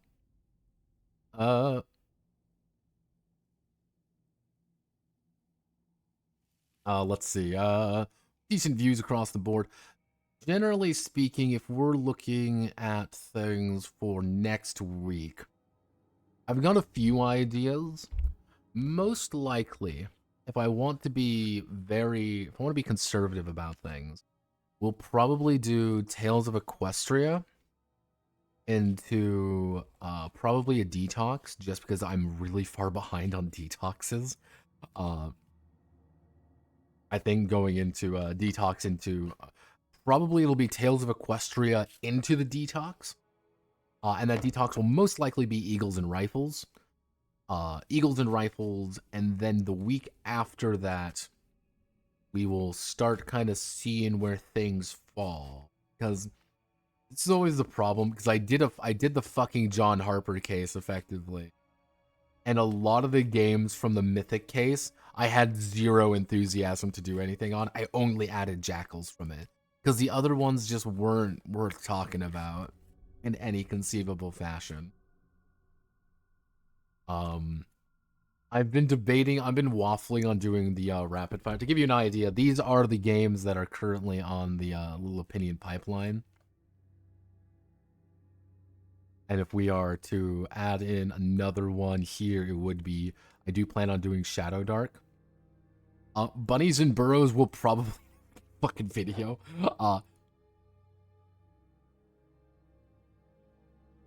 Mostly because just out of pure comedy value at this point. But yeah, as you can kind of see here, most likely, if we're looking at things properly, are you likely to play action dice? Me, personally, with my group, absolutely not. My group doesn't like really light games. They like really crunchy, stupid games. That's why I'm being stuck playing Pathfinder 2nd Edition, and I can never escape it. Do I know people who would like action die? Yeah, there's a few people.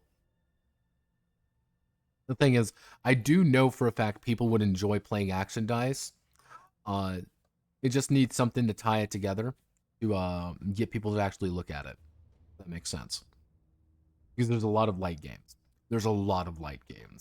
and it is entering a competitive field that doesn't give a shit about it. Let's just say that. But yes, if I were to be, probably what we'll do is Tales of Equestria next week. So is Rysis. Rysis is the most modifiable game in existence. GURPS is modifiable. Well, quite a few of those light games are modifiable. Forge in the Dark, another very good one. Comes from modification. No, for its mechanics. Exactly. Rysis can very easily modify its mechanics. That's the entire point. Ooh. So, Tales of Equestria next week, most likely, and then we're going to go into, how does Rysis work? D6 based on your tropes. Very simple game. You can add a lot of stuff with it. That's the entire point of it. A lot of different modules for the game as well. These are, technically we need to add in Nautomons, and then we're going to be doing the, technically Sword Bastards are going to be on here as well. If we're doing things conservatively, we're going to be doing Tales of Equestria and Eagles and Rifles. The most appropriate two games go after one another, I know. I think it'll be funny more than anything. But yes, technically Action 12 Cinema, I need to do Action 12 Cinema. I can't really find a good way of putting it. Mora and Shot and Chimera will probably get put down soon, relatively speaking. Next week, we're going to be doing the... right off the bat, I can tell you right now. Next week, we're going to be doing... Next Saturday, anyway, we're going to be doing the Mort Borgia case. We're going to go over all the Mort games. I don't think that's going to be a very long stream for very obvious reasons. But as for the week after that,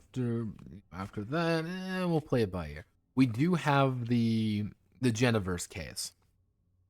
So hopefully the Geniverse case goes well, because it's going to be a long one. So, thank you all for watching. Have a wonderful rest of your day. Godspeed, good luck. Oh, God. I will see you all on the flip side. If you have any questions, feel free to ask me on the Discord. You know how things go.